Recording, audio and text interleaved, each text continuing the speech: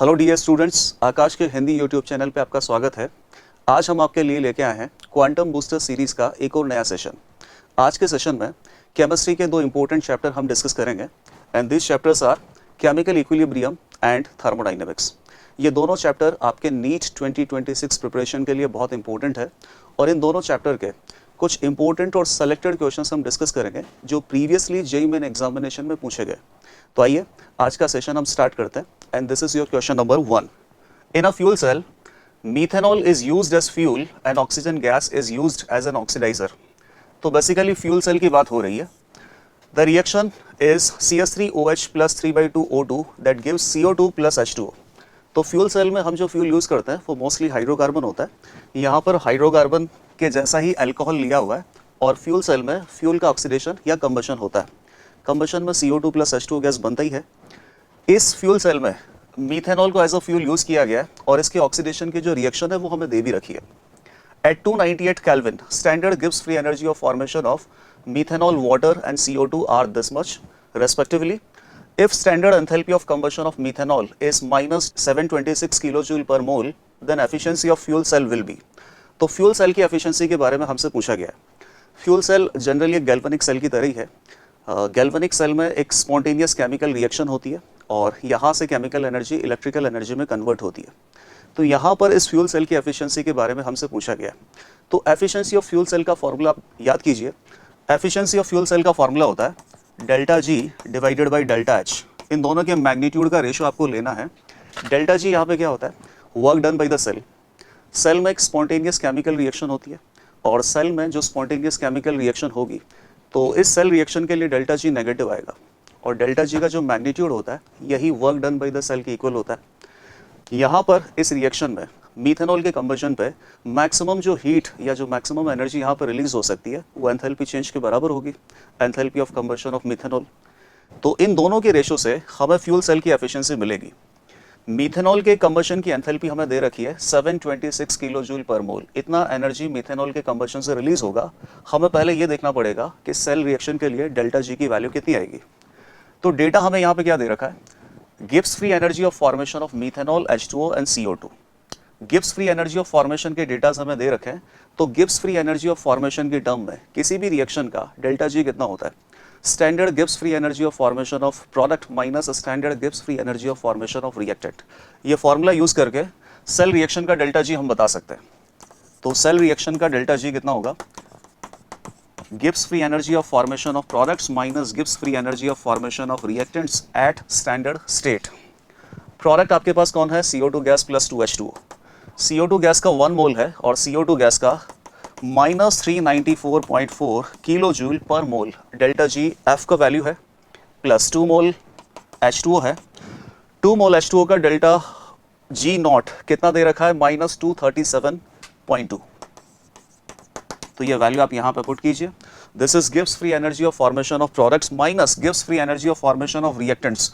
Reactants में से O2 gas है तो O2 गैस एलिमेंट है, एलिमेंट के लिए gives free energy of formation 0 होगा। इस टर्म को हमें इंक्लूड नहीं करना है।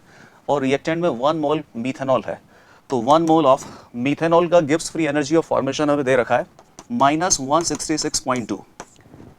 तो ये जैसे ही आप कैलकुलेट करोगे रिएक्शन का gives free energy change standard state पे हमें मिल जाएगा almost minus 702.6 kilo joule per mole. ये हमें कैलकुलेट करना होगा। अब डेल्टा जी इस रिएक्शन का मिल गया। इस रिएक्शन का जितना डेल्टा जी होगा that is the work done by the cell. तो work done by the cell और इस सेल में मीथेनॉल के कंबशन में जो एनर्जी यहाँ पर रिलीज होगा एंथैल्पी ऑफ कंबशन वो हमें दे रखा है। इन दोनों का रेशो हमें लेना है। तो 726 हो गया और 702.6 इन दोनों का रेशो जैसे ही लेंगे it will be about 97%। So option number 3 will be correct answer. यहाँ पे जो कॉन्सेप्ट हमें पता होना चाहिए वो ये है कि work done by the cell कितना होता है। तो सेल के अंदर एक स्पॉन्टेनियस केमिकल रिएक्शन होती है। स्पॉन्टेनियस केमिकल रिएक्शन के लिए डेल्टा जी की वैल्यू नेगेटिव होगी और जितना यहाँ पे डेल्टा जी का मैग्नीट्यूड होता है that is work done by the cell. तो सेल ने इतना वर्क किया डिवाइडेड बाय सेल की रिएक्शन में मैक्सिमम हीट इतना रिलीज हो सकता है विच इज एंथैल्पी चेंज। इन दोनों का रेशो लिया और सीधा हमें मिल गया सेल का efficiency. Okay, now next question. This is question number 2। On the basis of following thermochemical data और थर्मोकेमिकल डेटा में H प्लस एक्वस के फॉर्मेशन का डेल्टा जी नॉट 0 दे रखा है। तो आयंस में केवल एक ही आयन ऐसा है H प्लस एक्वस आयन जिसका standard Gibbs free energy of formation 0 होता है। यह इसने यहाँ पे दे भी रखा है। H2O लिक्विड का एक इक्वेशन दे रखा है। H2O liquid dissociate into H plus aqueous and OH minus aqueous, और इसका डेल्टा H हमें गिवन है। Hydrogen gas plus oxygen gas, यहाँ से H2O लिक्विड बन रहा है, इसका भी डेल्टा H गिवन है। H2O के फॉर्मेशन की इक्वेशन है। H2O में जो एलिमेंट अपने पास है हाइड्रोजन और ऑक्सीजन, तो हाइड्रोजन गैस और ऑक्सीजन गैस से H2O लिक्विड का फॉर्मेशन है। तो किसी कंपाउंड को अगर उसके एलिमेंट से बनाया गया है तो वो केमिकल रिएक्शन की एंथैल्पी कंपाउंड के एंथैल्पी ऑफ फॉर्मेशन को रिप्रेजेंट करता है। इन दोनों रिएक्शन का एंथैल्पी चेंज हमें दे रखा है। What is the value of enthalpy of formation of OH minus ion, ये हमसे पूछा गया है। Enthalpy of formation of OH minus ion. Okay, तो आपको देखना है कि रिएक्शन नंबर 1 और रिएक्शन नंबर 2 में कहाँ पर OH माइनस आयन का इन्वॉल्वमेंट है। तो अगर आप देखो तो रिएक्शन नंबर 1 में OH माइनस आयन का इन्वॉल्वमेंट है, और इस रिएक्शन नंबर 1 का एंथैल्पी हमें दे रखा है 57.32 किलो जूल। ओके, तो इस फर्स्ट रिएक्शन की जो एंथैल्पी है, फर्स्ट रिएक्शन का जो एंथैल्पी है which is 57.32 kilo joule per मोल, इसको हम और किस तरीके से लिख सकते हैं? किसी भी रिएक्शन की एंथैल्पी को हम कैसे लिख सकते हैं? Enthalpy of formation of product minus enthalpy of formation of reactant. जैसे ही हम इस टर्म में लिखेंगे, यहाँ पर एक टर्म आ जाएगा enthalpy of formation of OH minus ion, क्योंकि OH माइनस आयन यहाँ पे रिएक्शन में इन्वॉल्व है। तो enthalpy of formation of OH minus ion की टर्म जैसे ही आएगी उसकी वैल्यू हम कैलकुलेट कर पाएंगे। कैसे लिखेंगे? Enthalpy of formation of product, enthalpy of formation of products minus enthalpy of formation of reactants at standard state. Assume कर लेते हैं कि डेटा स्टैंडर्ड स्टेट पे ही दे रखा है। प्रोडक्ट में कौन है? H प्लस एक्वस और OH minus aqueous. H plus aqueous ion का एंथैल्पी ऑफ फॉर्मेशन 0 होता है, तो 1 इंटू 0 प्लस 1 मोल आयन है OH माइनस आयन के, तो enthalpy of formation of OH minus ion, this data is not given, in fact यही data तो हमें निकालना है। Minus enthalpy of formation of reactant, reactant है 1 मोल वाटर, 1 मोल वाटर का enthalpy of formation second equation represent करता है। तो 1 मोल वाटर का एंथैल्पी ऑफ फॉर्मेशन है -286.20 kilo joule per mole. So enthalpy of formation of product minus enthalpy of formation of reactant is equal to enthalpy of reaction, और इस reaction की enthalpy है 57.32 kilo joule per मोल। इस पूरी equation में एक ही parameter unknown है, which is enthalpy of formation of OH minus ion. जैसे आप इसको सॉल्व करोगे, enthalpy of formation of OH minus ions, ये हमें कितना मिलेगा? माइनस माइनस प्लस हो जाएगा, 286.20 इधर आएगा तो माइनस 286.20 हो जाएगा, इसमें से प्लस 57.32 ये हम माइनस करेंगे, सो this will B minus 228.88 kilo joule per mole. Option number 1 will be correct. एकदम स्टैंडर्ड सवाल था। पहले रिएक्शन में आप देख सकते थे कि आपके पास OH माइनस आयन नाम की स्पीशीज दे रखी है, तो इसी रिएक्शन की एंथैल्पी को एंथैल्पी ऑफ फॉर्मेशन की टर्म में लिख लेते हैं। क्या लिखते हैं? Enthalpy of formation of product minus enthalpy of formation of reactant is equal to enthalpy of this reaction. सारे डेटा हमारे पास से, बस एक डेटा नहीं था, which is enthalpy of formation of OH minus ion. तो एक इक्वेशन था, एक वेरिएबल था, सॉल्व करते आंसर पक्के से आता। Clear? Okay, now moving on to question number 3। For complete combustion of ethanol, ethanol के कंबशन की रिएक्शन भी हमें यहाँ पे दे रखी है। वैसे इथेनॉल के कंबशन की रिएक्शन हम भी लिख सकते हैं, बट इन्होंने दे ही रखा है। For the complete combustion of ethanol, amount of heat produced, exothermic reaction है, as measured in bomb calorimeter. Bomb calorimeter is a type of constant volume calorimeter. तो इथेनॉल के कंबशन से बॉम्ब कैलोरीमीटर में जो heat produce हो रहा है, it is -1364.47 kilo joule per mole at 25 degree centigrade. Assume ideality, enthalpy of combustion for this reaction will be, इस reaction का एंथैल्पी ऑफ कंबशन हमें यहाँ पे पूछा है। इथेनॉल के कंबशन की रिएक्शन है, बॉम्ब कैलोरीमीटर में ये रिएक्शन हो रहा है, तो जो हीट यहाँ पे रिलीज होगी, bomb calorimeter is a type of constant volume calorimeter. Constant volume calorimeter में जो हीट रिलीज होगी उसको आप QV इस तरीके से इंडिकेट कर देते हैं, और कांस्टेंट वॉल्यूम का जो हीट है वो बेसिकली इंटरनल एनर्जी चेंज को रिप्रेजेंट करता है।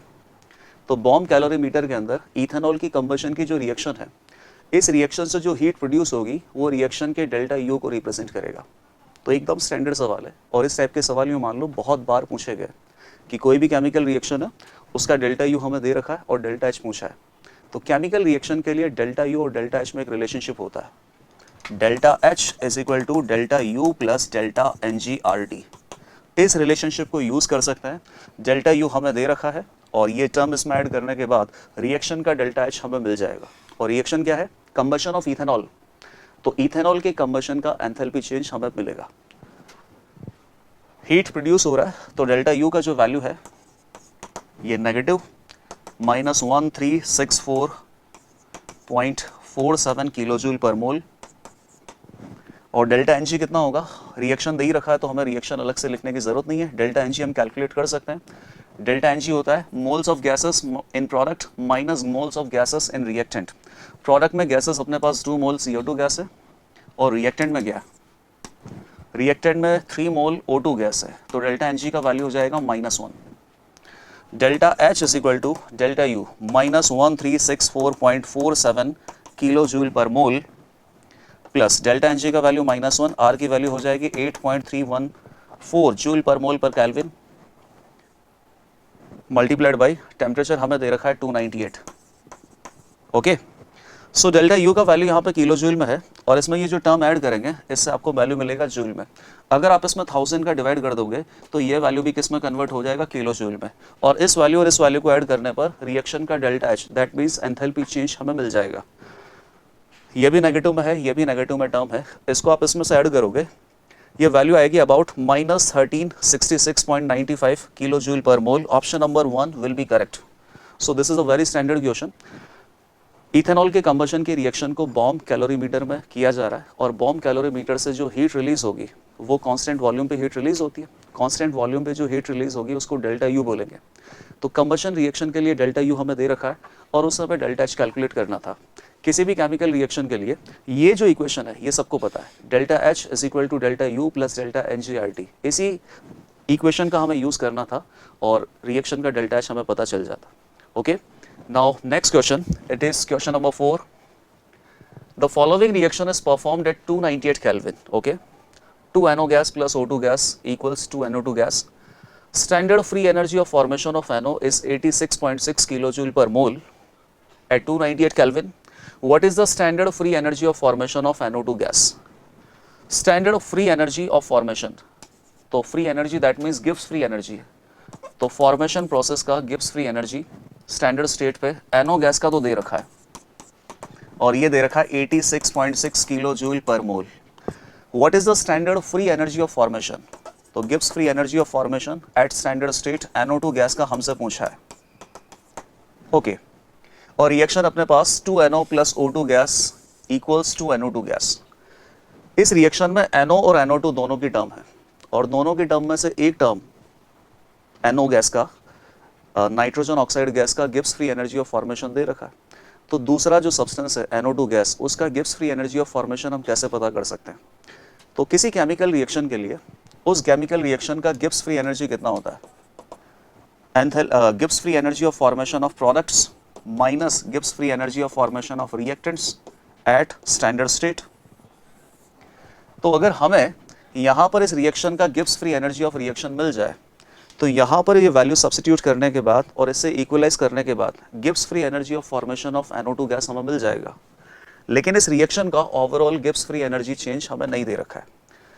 तो ये निकालने के लिए हम क्या कर सकते हैं? इस रिएक्शन का Kp हमें दे रखा है। तो एक रिलेशनशिप हमारे पास और होता है किसी भी केमिकल रिएक्शन के लिए, रिवर्सिबल केमिकल रिएक्शन के लिए, delta G0 is equal to -RT ln K। K यहाँ पे इक्विलिब्रियम कांस्टेंट हो गया, R गैस कांस्टेंट है, T टेम्परेचर है। इस इक्वेशन का यूज करते हुए जो रिएक्शन हमारे पास है, रिएक्शन है 2NO gas plus O2 gas, it gives 2NO2 gas. इस केमिकल रिएक्शन का डेल्टा G0 हम बता सकते हैं। तो इस केमिकल रिएक्शन का डेल्टा G0 बता देते हैं पहले। कितना हो जाएगा? -R होता है -8.314 जूल पर मोल पर kelvin multiplied by temperature which is 298। Yes, it is 298 ln, और K का वैल्यू हमें दे रखा है 1.6 इंटू 10 की पावर 12, 1.6 इंटू 10 की पावर 12। तो यहाँ से रिएक्शन का Gibbs free energy change at standard state हमें मिल गया। और इसी रिएक्शन के गिब्स फ्री एनर्जी चेंज को और कैसे लिख सकते हैं? Gibbs free energy of formation of products minus Gibbs free energy of formation of reactants at standard state. Product में अपने पास कौन है 2NO2, तो 2 mole into Gibbs free energy of formation of NO2 gas, यही हमें निकालना है, minus Gibbs free energy of formation of NO gas, NO gas के 2 मोल है तो उसको 2 से मल्टीप्लाई करो, और ये एलिमेंट है, एलिमेंट का Gibbs free energy of formation तो 0 होगा, उस टर्म को आप यहाँ पे छोड़ दो। तो ये हो गया अपने पास रिएक्शन का डेल्टा G नॉट। ये इक्वेशन 1 है, ये इक्वेशन 2 है। दोनों इक्वेशन से हमें इस केमिकल रिएक्शन का Gibbs free energy change at standard state मिलने वाला है। इन दोनों इक्वेशंस को इक्वेट कर दो तो जो टर्म हमें नहीं दे रखा उस टर्म की वैल्यू पता चलेगी। NO गैस का Gibbs free energy of formation 86.6 kilo joule per मोल दे रखा है, किलो जूल पर मोल। ये वैल्यू बस यहाँ पे आपको सब्स्टिट्यूट करनी है। तो ये कितना हो जाएगा, माइनस 8.314 की जगह R ही रहने देते हैं, टेम्परेचर 298 है, और ln K 1.6 इंटू 10 की power 12 equal to delta G nought का वैल्यू है 2 into Gibbs free energy of formation of NO2 gas at standard state minus 2 into 86.6 kilo joule per mole. तो जैसे ही आप इस इक्वेशन को सॉल्व करोगे, सॉल्व किस तरीके से करेंगे, ये टर्म इधर आ जाएगा, इसके बाद इधर तो बचेगा twice of Gibbs free energy of formation of NO2 gas. तो जो टर्म इधर होगा उसमें 2 का आपको डिवाइड करना पड़ेगा, उससे आपको मिल जाएगा Gibbs free energy of formation of NO2 gas at standard state.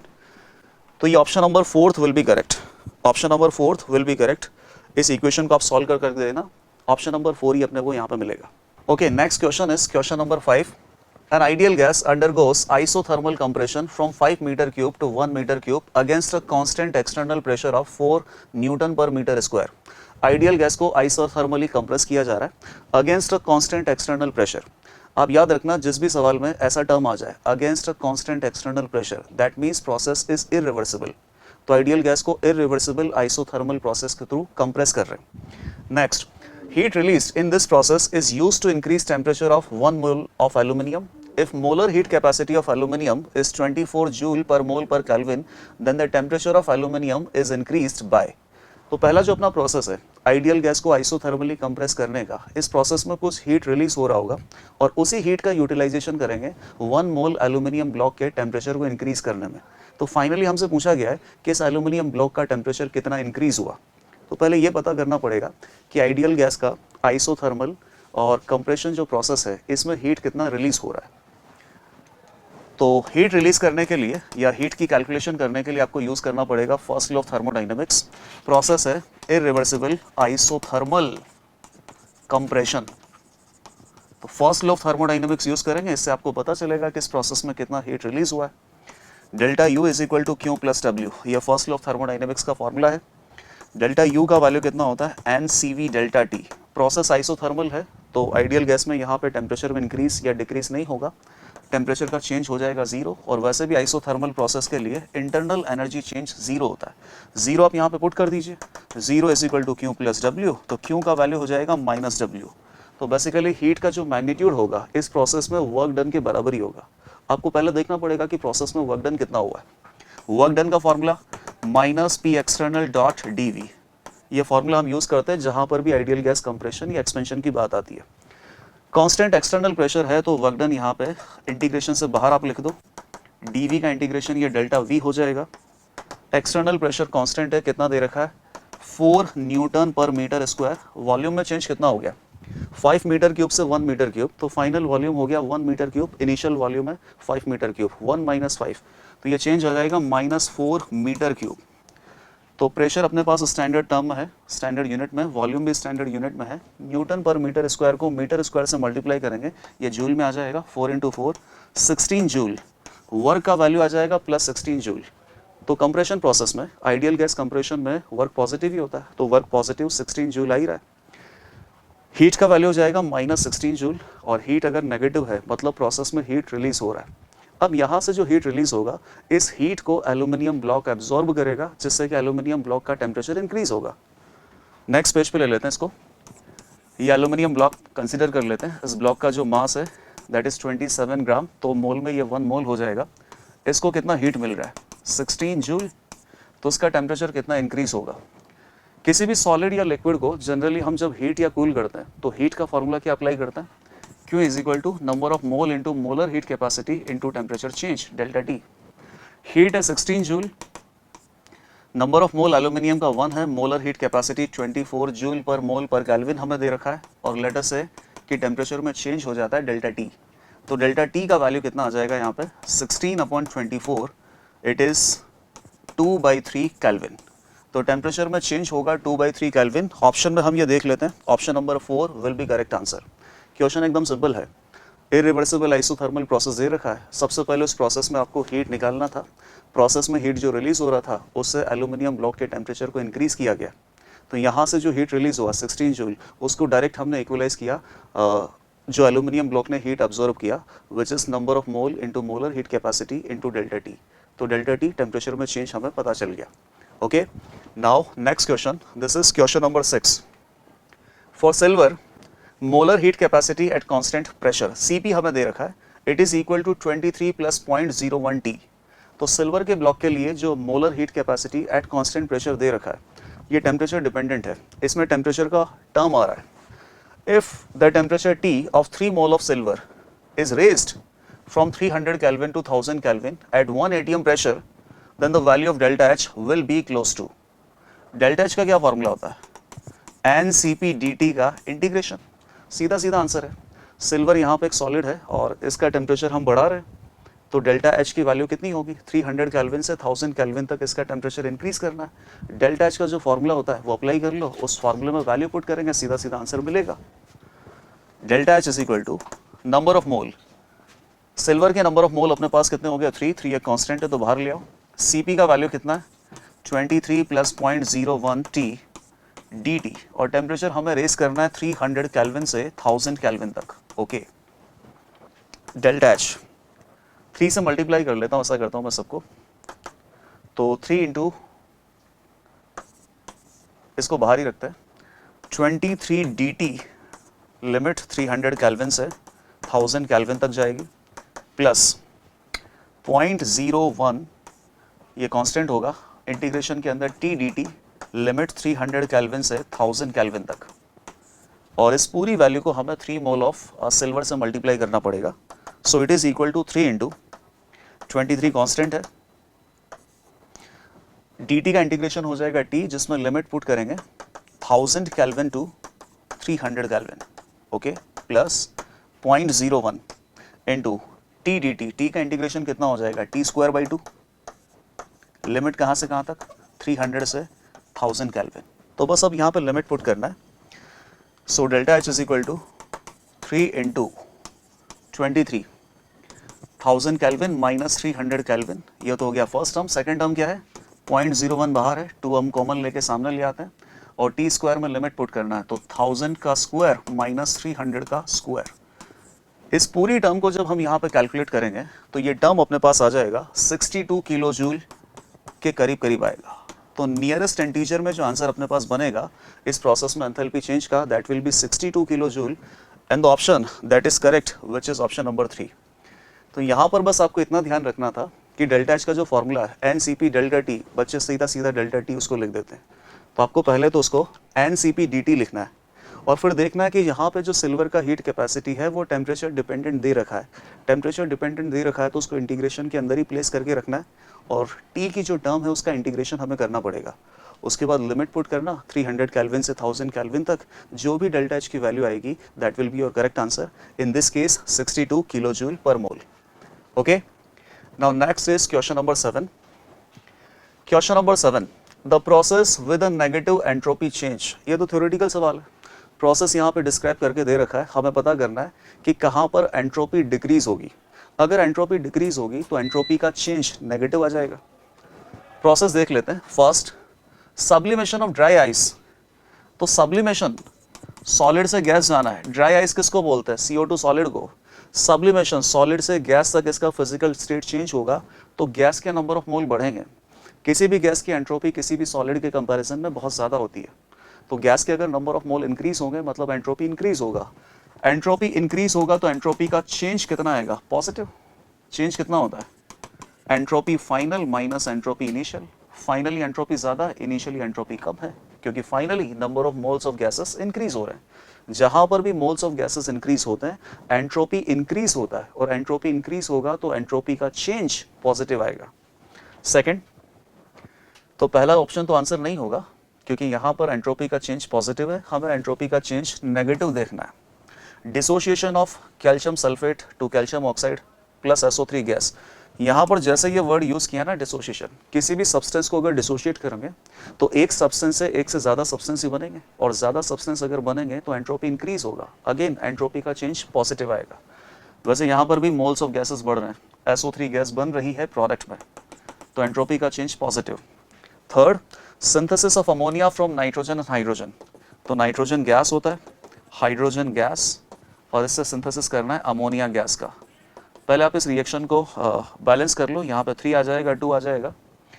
Product में गैसेस के मोल कितना है 2, और रिएक्टेंट में गैसेस के मोल कितना है 4, तो 4 मोल ऑफ गैसेस से 2 मोल ऑफ गैसेस जा रहे हैं, गैसेस के नंबर ऑफ मोल डिक्रीज हो रहे हैं, और गैसेस के नंबर ऑफ मोल डिक्रीज होंगे तो एंट्रोपी डिक्रीज होगा, एंट्रोपी का चेंज नेगेटिव आएगा। Option number 3 is your correct answer. एक बार ऑप्शन नंबर 4 भी देख लेते हैं। Dissolution of iodine in water, iodine को वाटर में डिसोल्व करना, तो किसी भी ए सब्सटेंस को किसी भी बी सब्सटेंस में आप डिसोल्व करोगे, यहाँ पर रैंडमनेस बढ़ेगा ही सही। कभी भी डिसोल्यूशन वाली बात हो, डिसोशिएशन वाली बात हो, इन सभी प्रोसेस में एंट्रोपी इंक्रीज होती है, एंट्रोपी इंक्रीज होगा तो एंट्रोपी का चेंज पॉजिटिव आने वाला है। तो ये एकदम आसान सा सवाल था, एकदम थ्योरेटिकल क्वेश्चन। नेक्स्ट क्वेश्चन की तरफ चलते हैं। Question number 7, reaction of cyanamide N2CN solid, okay, with oxygen was run in a bomb calorimeter. Again, bomb calorimeter is a constant volume calorimeter. अब इस प्रोसेस में जो बॉम्ब कैलोरीमीटर के अंदर रिएक्शन होगी, और अगर मान लो इस रिएक्शन में जो हीट रिलीज होती है, तो जो हीट रिलीज होगी वो कांस्टेंट वॉल्यूम पे होगी, because bomb calorimeter is a type of constant volume calorimeter. Constant volume पे जो हीट रिलीज होगी उसको हम क्या बोलते हैं, डेल्टा एच बोलते हैं या डेल्टा यू बोलते हैं। कांस्टेंट वॉल्यूम पे जो हीट रिलीज होती है उसको डेल्टा यू बोलते हैं, internal energy change. The reaction of cyanamide with oxygen gas was run in a constant volume calorimeter, which is bomb calorimeter, and the delta U, इन्होंने तो पहले ही बता दिया डेल्टा यू, हम खुद ही गेस कर लेते हैं कि इसको डेल्टा यू बोलते हैं। Delta U was found to be -742.24 kilojoule per mole, okay. The magnitude of delta H, अब आगे भी पढ़ने की इसको ज़रूरत नहीं है, एकदम स्टैंडर्ड सवाल है। मतलब हर बार जेईई मेन के जितने भी सेशन होते हैं ना, उनमें यूँ मान लो कि सारे एक सेशन में अगर 7-8 पेपर होते हैं तो उनमें मिला के कम से कम 3-4 बार ये सवाल आ ही जाता है कि ये क्या केमिकल रिएक्शन है, इसका डेल्टा यू इतना है, डेल्टा एच आप बताओ, या डेल्टा एच इतना है, डेल्टा यू बताओ। तो फॉर अ केमिकल रिएक्शन सबसे स्टैंडर्ड एक रिलेशनशिप अपने पास है, delta H is equal to delta U plus delta NG/RT। इस इक्वेशन का यूज़ करके हम डेल्टा एच बता सकते हैं। बस इस क्वेश्चन को हम आगे बढ़ लेते हैं। रिएक्शन हमारे पास दे रखी है साइनामाइड के, तो इसके ऑक्सीडेशन की ये रिएक्शन है, जो प्रोडक्ट बन रहे हैं वो सब बना के दे रखे हैं, रिएक्शन को बैलेंस करके दे रखा है, और इस रिएक्शन के लिए डेल्टा एच हमसे पूछा है, और डेल्टा एच का मैग्नीट्यूड आपको केवल बताना है किलो जूल में। तो सेम ही सवाल हो गया, डेल्टा एच बताना, वैल्यू पुट करते हैं। डेल्टा यू कितना हो गया, -742.24 kilo joule per mole plus delta NG। अब देखिए इसमें डेल्टा NG गैसेस के मोल में कितना चेंज हुआ, प्रोडक्ट में गैसेस के मोल कितने हैं, 1 mole nitrogen gas and 1 mole CO2 gas, total 2 mole of gases in the product minus 3/2 mole of gases in the reactant.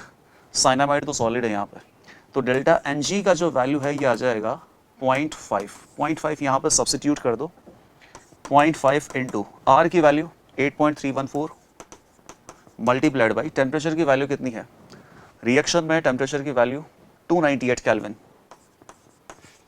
इन तीनों को मल्टीप्लाई करना है। अब ये डेल्टा एच है यहाँ पे -742.24 किलो जूल में ये टर्म है, ये टर्म अपने पास जूल में होगी तो उसमें 1000 का डिवाइड करना पड़ेगा, 0.5 इंटू 8.314 मल्टीप्लाइड बाई 298 जूल।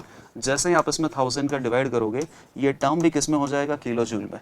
इस टर्म को इस टर्म में ऐड करेंगे, इस क्वेश्चन का फाइनल आंसर आ जाएगा अपने पास 741 किलो जूल पर मोल। तो एकदम स्टैंडर्ड सवाल था।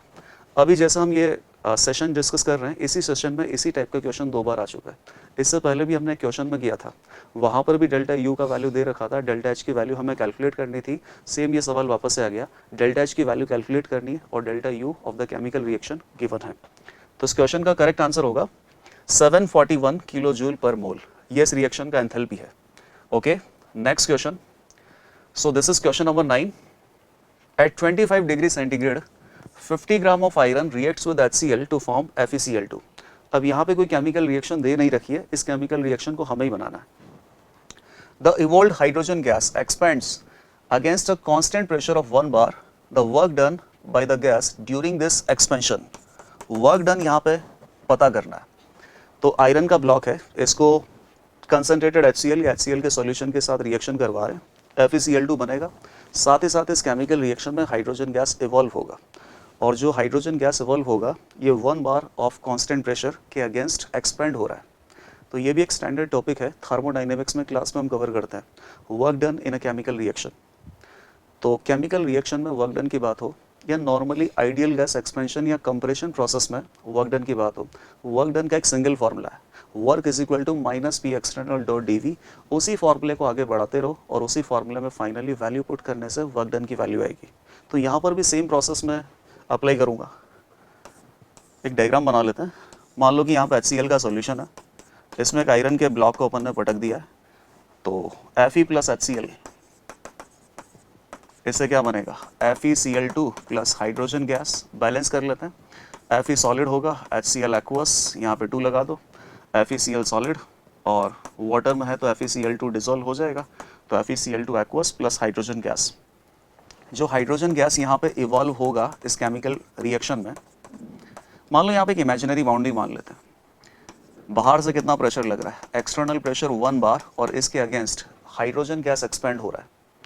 तो हाइड्रोजन गैस एक्सपेंड हो रहा है, एक्सपेंशन वाली प्रोसेस है। एक्सपेंशन वाली प्रोसेस में वर्क डन नेगेटिव आने वाला है। चेक करते हैं कितना वर्क होगा। Work is equal to minus P external dot D. Basic formula यही है, इसी बेसिक फार्मूले का इस्तेमाल करना है। अगर ये फाइनली किसी और फॉर्म में चेंज होता है तो उसको चेंज करके हम देख सकते हैं। एक्सटर्नल प्रेशर आपको कांस्टेंट दे रखा है 1 bar का, तो ये आ जाएगा अपने पास इंटीग्रेशन के बाहर। dv का इंटीग्रेशन होगा v, वॉल्यूम पुट करेंगे v1 से v2 तक, again minus external p external multiplied by v2 minus v1। Initially hydrogen gas का वॉल्यूम कितना है, 0। इनिशियली हाइड्रोजन गैस है ही नहीं, और फाइनली जो हाइड्रोजन गैस बन गई है ना, वही अपने पास हाइड्रोजन गैस का वॉल्यूम है। तो वर्क डन का ये जो फॉर्मूला कितना हो गया, minus P external into volume of hydrogen gas. External pressure की वैल्यू कितनी है, 1 bar, और हाइड्रोजन गैस का वॉल्यूम। तो पहले आपको देखना पड़ेगा कि हाइड्रोजन गैस के यहाँ पे कितने मोल बने हैं, और हाइड्रोजन गैस के मोल के रेस्पेक्ट में उसका वॉल्यूम हमें निकालना पड़ेगा। आइडियल गैस इक्वेशन भी यहाँ पे लगेगी। जो आयरन का ब्लॉक है ये 50 ग्राम का है, और आयरन का एटॉमिक मास हमें दे रखा 55.85। तो उसके नंबर ऑफ मोल कितने हो जाएंगे, 50 ग्राम डिवाइडेड बाई 55.85, इतने नंबर ऑफ मोल हो जाएंगे इसके। बाकी आप रिएक्शन को देखो, 1 मोल आयरन से 1 मोल हाइड्रोजन गैस बन रहा है, तो जितने आयरन के मोल होंगे हाइड्रोजन गैस के भी सेम ही मोल होंगे। हाइड्रोजन गैस के मोल कितने हो जाएंगे, 50 डिवाइडेड बाई 55.85 मोल्स।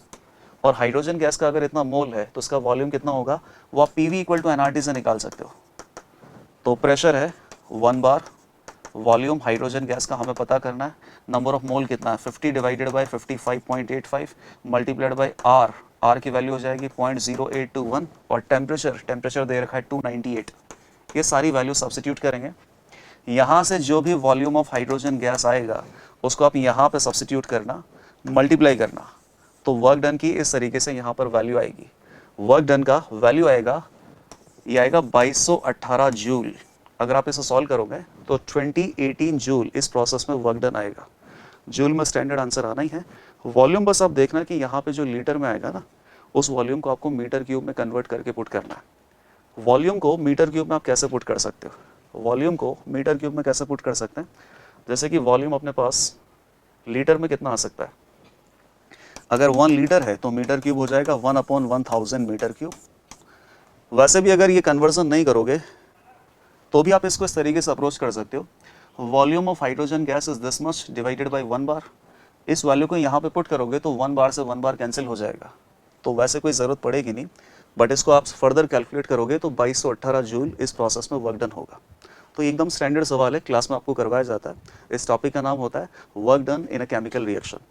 तो चाहे केमिकल रिएक्शन हो, चाहे किसी आइडियल गैस का एक्सपेंशन या कंप्रेशन हो, वर्क डन का तो एक ही फॉर्मूला है, W is equal to minus P external dot D V. यहाँ पर एक्सटर्नल प्रेशर कांस्टेंट था, उसको इंटीग्रेशन के बाहर ले गए और फिर फॉर्मूले को आगे बढ़ाते हुए चले गए। तो क्वेश्चन का आंसर हो गया 2218 जूल। अब अगले सवाल पे चलते हैं। सो this is question number 10। Born Haber cycle के बारे में दे रखा है। Born Haber cycle for KCl is evaluated from the following data. Okay, KCl के फॉर्मेशन का एंथैल्पी हमें दे रखा है -436.7 किलो जूल पर मोल। ये 436 है। Enthalpy of formation of KCl at standard state 436.7 kilo joule per mole negative में है। और यहाँ पे बहुत सारी एंथैल्पी दे रखी है, जैसे कि enthalpy of sublimation of potassium, enthalpy of ionisation of potassium, electron gain enthalpy of chlorine gas and bond dissociation enthalpy of chlorine gas. बहुत सारी एंथैल्पीज हमें यहाँ पे दे रखी है। फाइनली हमें पता क्या करना है, lattice enthalpy of KCl, lattice enthalpy of KCl आपको पता करना है एट स्टैंडर्ड स्टेट। तो लेटिस एंथैल्पी अगर हमें पता करना है और enthalpy of formation of KCl हमें दे रखा है, तो KCl के फॉर्मेशन की हम इक्वेशन लिखेंगे और उस इक्वेशन को स्टेप बाय स्टेप इवैल्यूएट करेंगे कि KCl के फॉर्मेशन में किस तरीके से अलग अलग प्रोसेसेस हुई होंगी। तो इसके लिए बॉर्न हैबर साइकिल हम इस तरीके से डिज़ाइन कर सकते हैं। सबसे पहले तो आप ये देखिए कि KCl बनेगा कैसे इसके एलिमेंट से। अगर आप इसके फॉर्मेशन की इक्वेशन लिखना चाहें तो KCl में एलिमेंट कौन है, पोटेशियम और क्लोरीन। पोटेशियम का स्टैंडर्ड स्टेट क्या होता है, पोटेशियम सॉलिड, और क्लोरीन का स्टैंडर्ड स्टेट क्या होता है, Cl2 गैस। बैलेंस कर लो, हाफ Cl2 हो जाएगा, तो KCl यहाँ पे बैलेंस हो गया। अब KCl सॉलिड में क्या क्या प्रेजेंट होता है, K प्लस आयन और Cl माइनस आयन। तो अल्टीमेटली KCl अगर बनाना है तो K प्लस आयन और Cl माइनस आयन बनना चाहिए। पोटेशियम और क्लोरीन से आप K प्लस और Cl माइनस आयन तक कैसे पहुंचोगे, क्या करना पड़ेगा, सबसे पहले K सॉलिड को K गैस में पहुंचाना पड़ेगा। इसके लिए enthalpy of sublimation of potassium use होगा। इसके बाद पोटेशियम में से एक इलेक्ट्रॉन हटाएंगे तो आयोनाइजेशन एंथैल्पी यूज होगा। पोटेशियम में से एक इलेक्ट्रॉन हटाएंगे तो किस में कन्वर्ट हो जाएगा, K plus gas. Ionisation enthalpy of potassium ये यूटिलाइज होगा। तो K प्लस अपने पास आ चुका है। अब Cl माइनस की चिंता करते हैं। Cl2 में जो बॉन्ड है, सबसे पहले उस बॉन्ड को डिसोशिएट करेंगे, तब जाके हमें Cl गैसियस एटम मिलेगा। इसके बॉन्ड को डिसोशिएट करेंगे तो हमें 2 Cl गैसियस एटम मिलेंगे। फिलहाल हमें एक ही Cl गैसियस एटम चाहिए। तो जो भी यहाँ पर बॉन्ड डिसोसिएशन एंथैल्पी होगी Cl2 गैस का, उसका हम केवल हाफ यूटिलाइज करेंगे। मतलब बॉन्ड डिसोसिएशन एंथैल्पी जो होगी वो तो फुली यूटिलाइज होगी, लेकिन उससे 2 क्लोरीन गैसियस एटम मिलेंगे। तो अगर एक क्लोरीन गैसियस एटम आपको लेना है तो इस बॉन्ड डिसोसिएशन एंथैल्पी का हाफ यूज करना है केवल। अब क्लोरीन गैस से क्या बनाना है, क्लोरीन माइनस गैस। तो क्लोरीन जो गैसियस एटम है वो एक इलेक्ट्रॉन को एक्सेप्ट करेगा। Electron gain process, electron gain process में जो एनर्जी रिलीज होती है उसको बोलते हैं इलेक्ट्रॉन गेन एंथैल्पी। तो यहाँ पे जो टर्म आएगी that is electron gain enthalpy of chlorine. K plus और Cl माइनस बन चुका है। अब K प्लस और Cl माइनस जैसे ही कंबाइन हो गए, KCl के लैटिस का फॉर्मेशन होगा, और लैटिस का फॉर्मेशन होगा तो इस प्रोसेस में एनर्जी रिलीज होगी। अगर हम लैटिस को ब्रेक डाउन करते तो वहाँ पर हमें एनर्जी देना पड़ता। फिलहाल यहाँ पे K प्लस गैस और Cl माइनस गैस मिलके KCl सॉलिड बना रहे, तो लैटिस के फॉर्मेशन में तो एंथैल्पी नेगेटिव आएगा, प्रोसेस एक्सोथर्मिक होगी, हीट रिलीज होगी।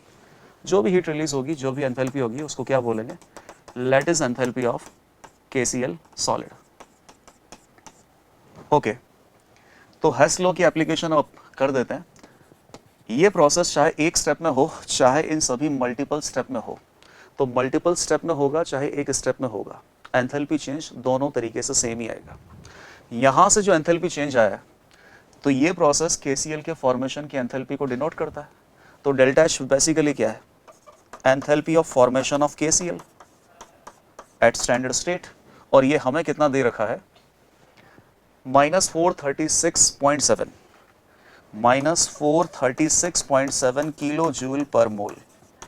और अगर स्टेप बाय स्टेप सॉल्व करें तो enthalpy of sublimation of potassium plus enthalpy of ionisation of potassium plus bond dissociation enthalpy of Cl2 gas divided by 2 plus electron gain enthalpy of chlorine plus lattice enthalpy of KCl, इन सभी enthalpies का सम करेंगे तो भी हम KCl को बना सकते हैं। तो इन सभी एंथैल्पीज का sum delta H -436.7 kilo joule per mole के इक्वल होगा। अब इन सभी एंथैल्पीज की वैल्यूज क्या है, तो ये वैल्यूज हमें देखनी पड़ेगी। सब्लिमेशन का एंथैल्पी है 89.2, आयोनाइजेशन का एंथैल्पी है 419। So this is 89.2 kilo joule per mole पर और 419 kilo joule plus bond dissociation enthalpy Cl2 का ये कितना होगा, bond dissociation of enthalpy of Cl2 243, तो 243 का हाफ यूज़ करेंगे। फिर क्लोरीन गैसियस एटम का इलेक्ट्रॉन गेन एंथैल्पी है -348.6, so this will be 243 divided by 2 plus minus ये कितना है 348.6 kilo joule per mole plus last में lattice enthalpy of KCl solid. तो ये एक इक्वेशन है। इस इक्वेशन में बस एक ही वेरिएबल अपने पास है which is lattice enthalpy of KCl solid. तो बॉर्न हैबर प्रोसेस का एकदम स्टैंडर्ड सवाल है, और बॉर्न हैबर प्रोसेस ही है जहां से अपन किसी भी आयनिक लैटिस का लैटिस एंथैल्पी को आइडेंटिफाई करते हैं। तो जैसे आप इस इक्वेशन को सॉल्व करोगे KCl का लैटिस एंथैल्पी हमें यहाँ पर मिलेगा, और ये जो KCl का लैटिस एंथैल्पी है ये कितना आ सकता है, इन सभी वैल्यूज का सम करके -436.7 किलो जूल में से हटाना है। So this will be about almost 718 kilo joule per mole, ये लैटिस एंथैल्पी आएगा। इसके मैग्नीट्यूड का आंसर हमें देना है। वैसे यहाँ से जो लैटिस एंथैल्पी आएगा वो आएगा -718 किलो जूल पर मोल, क्योंकि लैटिस का फॉर्मेशन हो रहा है, तो फॉर्मेशन प्रोसेस में एनर्जी रिलीज होगी। एनर्जी रिलीज होगी तो एनर्जी का वैल्यू नेगेटिव आएगा, तो delta H lattice enthalpy -718 kilo joule per mole आएगा। इसका मैग्नीट्यूड केवल हमें आंसर करना है, तो 718 यहाँ पे आंसर हो जाएगा। Okay, now next question. So this is question number 11। Which of the following for the mixing of 1 molar base and 1 molar acid leads to largest increase in temperature? 1 molar acid का solution है, 1 molar base का solution है, और दोनों solution के volume आपको ABCD option में दे रखे हैं। तो acid solution plus base solution जब दोनों को मिक्स करेंगे तो एसिड बेस न्यूट्रलाइजेशन होगा, और एसिड बेस न्यूट्रलाइजेशन प्रोसेस तो एक्सोथर्मिक होती है। इस प्रोसेस में तो एनर्जी रिलीज होती है, जितनी ज़्यादा एनर्जी रिलीज होगी सॉल्यूशन का टेम्परेचर उतना ही ज़्यादा रिलीज होगा। तो आपको देखना है कि एनर्जी यहाँ पे ज़्यादा कहाँ रिलीज हो सकती है। वैसे एंथैल्पी ऑफ न्यूट्रलाइजेशन का एक आइडिया हमें है भी सही। एंथैल्पी ऑफ न्यूट्रलाइजेशन इस रिएक्शन को कैसे डिनोट करते हैं, H plus aqueous plus OH minus aqueous gives H2O liquid. 1 mole of H plus 1 mole of OH minus forms 1 mole of water. और इस न्यूट्रलाइजेशन प्रोसेस में हमें एग्जैक्टली डेटा भी पता है। इस रिएक्शन का एंथैल्पी ऑफ न्यूट्रलाइजेशन होता है -57.1 किलो जूल पर मोल। अगर 1 mole of H plus 1 mole of OH minus react करके 1 मोल ऑफ लिक्विड वाटर बनाते हैं तो यहाँ पर 57.1 किलो जूल पर मोल एनर्जी रिलीज होता है। वैसे अगर मान लो कि 2 मोल H प्लस और 2 मोल OH माइनस हो तो फिर डबल यहाँ पे एनर्जी रिलीज होगा। सिमिलरली अगर 3 मोल H प्लस और 3 मोल OH माइनस हो, 3 टाइम्स न्यूट्रलाइजेशन, तो ट्रिपल यहाँ पे एनर्जी रिलीज होगा 57.1 का 3 टाइम्स। तो आपको देखना है कि यहाँ पर एसिड बेस न्यूट्रलाइजेशन में सबसे ज़्यादा एसिड और सबसे ज़्यादा बेस का न्यूट्रलाइजेशन हो कहाँ पे रहा है। सारे सॉल्यूशन 1 मोलर हैं और सभी सॉल्यूशन का वॉल्यूम आपको दे रखा है। तो जैसे मान लो फर्स्ट ऑप्शन को देखें तो फर्स्ट ऑप्शन में CH3COOH, एसिड की मोलरिटी तो 1 मोलर है ही सही, बेस की मोलरिटी भी 1 मोलर है। वॉल्यूम बस आप देखो, वॉल्यूम को मोलरिटी से मल्टीप्लाई करोगे तो आपको क्या मिल जाएगा, CH3COOH एसिड के 30 × 1 30 मिलीमोल प्लस बेस अपना हो जाएगा 30 × 1, इसका भी हो जाएगा 30 मिलीमोल NaOH। तो 30 मिलीमोल NaOH और 30 मिलीमोल ऑफ CH3COOH। इस रिएक्शन को अगर आप बैलेंस भी करोगे ना तो आपको पता चल जाएगा कि एग्जैक्टली 30 मिलीमोल NaOH को 30 मिलीमोल CH3COOH की रिक्वायरमेंट है। कैसे, NaOH में एक ही OH माइनस है और CH3COOH में एक ही H प्लस रिलीज होगा, तो इसके 1 OH माइनस को इसका 1 H प्लस कंज्यूम करेगा। दोनों में से 1 H प्लस और 1 OH माइनस ही मिल रहा है, तो इसका 30 मिलीमोल इसके 30 मिलीमोल को कंप्लीटली कंज्यूम करेगा। तो 30 मिलीमोल के हिसाब से यहाँ पर एंथैल्पी ऑफ न्यूट्रलाइजेशन आएगा। इसी तरीके से आपको बाकी सभी ऑप्शन में चेक करना है कि कहाँ पर मैक्सिमम H प्लस और OH माइनस के बीच में न्यूट्रलाइजेशन हो रहा है। सेकेंड ऑप्शन में क्या है, 45 मिलीलीटर, तो ये हो जाएगा 45 × 1 मोलारिटी के सॉल्यूशन है, 45 millimole of acid and 25 millimole of base. तो 25 विल कंज्यूम 25, जबकि यहाँ पे 30 मिलीमोल एसिड बेस में रिएक्शन हो रही है, तो यहाँ पर जो हीट है वो ज़्यादा रिलीज होगी और सेकंड वाले ऑप्शन में हीट कम रिलीज होगी। यहाँ पे 25 millimole OH minus will consume 25 millimole of H plus, वहाँ पे 30 millimole of OH minus will consume 30 millimole of H plus. तो यहाँ पर OH माइनस और H प्लस के बीच में ज़्यादा नंबर ऑफ मोल न्यूट्रलाइजेशन हो रहा है, इसीलिए हीट ज़्यादा रिलीज होगी। तो फर्स्ट ऑप्शन के कंपैरिजन में सेकंड ऑप्शन तो आंसर हो नहीं सकता, बाकी के ऑप्शन भी एक्सप्लोर कर लेते हैं। 30 मिलीलीटर सॉल्यूशन का वॉल्यूम है, मोलरिटी 1 है, तो 30 इंटू 1 30 मिलीमोल HCl और 30 मिलीमोल ही NaOH आ जाएगा। तो फर्स्ट और थर्ड में ऑलमोस्ट इक्वल आ रहा है। यहाँ पर एसिड और बेस दोनों के मोल कितना है, 30 मिलीमोल 30 मिलीमोल, लेकिन यहाँ पर CH3COOH वीक एसिड है और यहाँ पर स्ट्रॉन्ग एसिड है। स्ट्रॉन्ग एसिड के साथ बेस का जो न्यूट्रलाइजेशन होगा वहाँ पर हीट ज़्यादा रिलीज होगी। So option number third will be correct. एक मिनट, ऑप्शन नंबर 4 भी देख लेते हैं। HCl कितना होगा, 50 into 1 50 millimole of HCl and 20 into 1 20 millimole of NaOH। तो यहाँ पे 20 मिलीमोल OH माइनस है, 50 मिलीमोल H प्लस है। 20 millimole OH minus 20 millimole H plus को ही कंज्यूम करेंगे, बाकी जो एक्सेस में HCl दे रखा है उसका कोई काम नहीं है। तो सबसे ज़्यादा जो न्यूट्रलाइजेशन हो रहा है H प्लस आयन और OH माइनस आयन के बीच में, वो थर्ड ऑप्शन में हो रहा है। 30 millimole of H plus ion and 30 millimole of OH minus ion are neutralising to form 30 millimole of water. तो सबसे ज़्यादा हीट यहीं पर रिलीज होगा और इसी हीट की वजह से सॉल्यूशन का जो टेम्परेचर है वो सबसे ज़्यादा इंक्रीज भी होगा। So option number 3 is correct. Okay. Now we move on to question number 12. So this is 2O3 gas that gives 3O2 gas. Ozone के डीकम्पोजिशन की रिएक्शन है 300 केल्विन पे। Ozone is 50% dissociated. Okay. Standard free energy change at this temperature, standard free energy change delta G not आपसे पूछा है। तो ये तो केमिकल इक्विलिब्रियम और थर्मोडायनेमिक्स दोनों के यहाँ पे यूज होने वाला है। डेल्टा G नॉट हमें पूछा है और एक केमिकल रिएक्शन दे रखी है। तो डेल्टा G नॉट और इक्विलिब्रियम कांस्टेंट में क्या रिलेशनशिप होता है, delta G naught is equal to minus RT ln K। Temperature हमें दे रखा है, R गैस कांस्टेंट होता ही है। तो अगर इस रिएक्शन का इक्विलिब्रियम कांस्टेंट K हमें पता चल जाए तो उसकी वैल्यू यहाँ पे सब्स्टिट्यूट करने से standard Gibbs free energy change of this particular reaction वो हमें पता चल जाएगा। तो सबसे पहले देख लो कि इस रिएक्शन का इक्विलिब्रियम कांस्टेंट K क्या होगा। रिएक्शन लिखे 2O3 gas gives 3O2 gas.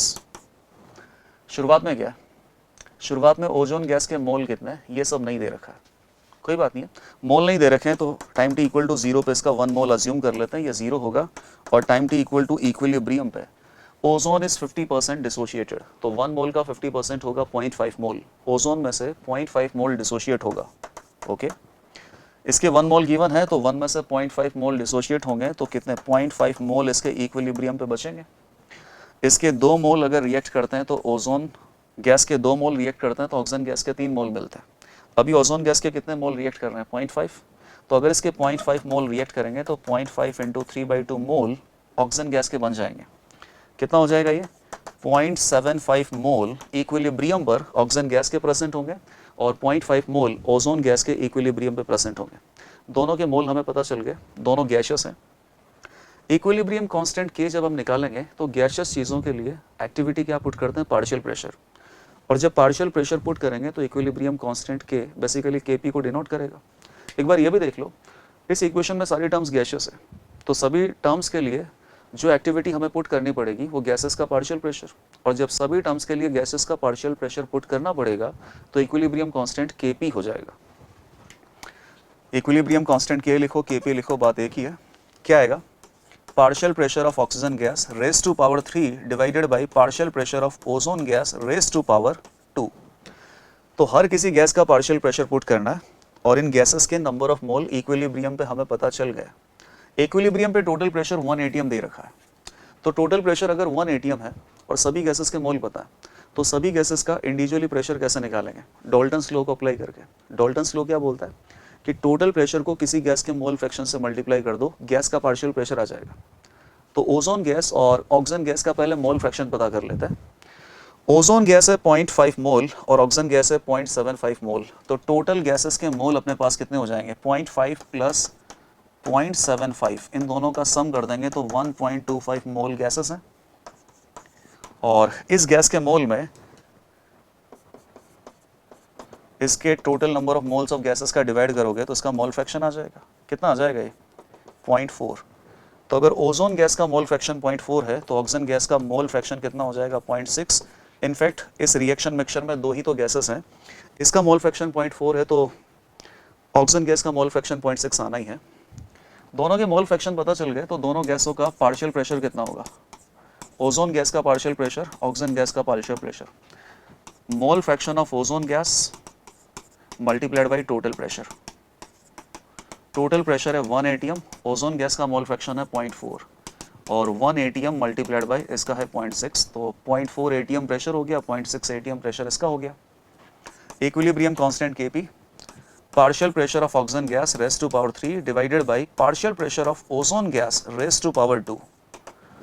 Ozone gas और ऑक्सीजन गैस का पार्शियल प्रेशर, ऑक्सीजन गैस का कितना है 0.6, तो 0.6 की पावर 3 डिवाइडेड बाई 0.4 की पावर 2। आप इसे सॉल्व करोगे ये आपको मिलेगा 1.35। और आप ये देखिए सवाल में ln 1.35 की वैल्यू हमें दे रखी है, तो ये जो ln 1.35 है ये हमें यूटिलाइज हो जाएगा। Kp का वैल्यू अभी निकाला हमने, कितना निकला है 1.35, बस यहाँ पे वैल्यू सब्स्टिट्यूट कर दो, तो डेल्टा जी नॉट की वैल्यू कितनी हो जाएगी, माइनस आर कितना है 8.3, टेम्परेचर कितना दे रखा है 300 kelvin, multiplied by 8.3 joule per mole पर केल्विन होता है, तो जो भी डेल्टा जी नॉट है वो अपने पास जूल में आएगा। ln और k का वैल्यू है 1.35, ln 1.35 हम यहाँ पे 0.3 यूटिलाइज करेंगे, तो डेल्टा जी नॉट यहाँ पे लिख देता हूँ, कितना आ जाएगा minus 8.314 multiplied by 300 multiplied by 0.3, इन तीनों को मल्टीप्लाई करेंगे तो डेल्टा जी नॉट 8.314 नहीं, इसको बस 8.3 कर लेते हैं, ये 900 हो जाएगा। नेक्स्ट पेज पे ले लेता हूँ, 900 into 8.3, delta G naught is equal to 900 sorry minus 8.3 into 300 into 0.3, so ये 900 that means 90 into 8.3,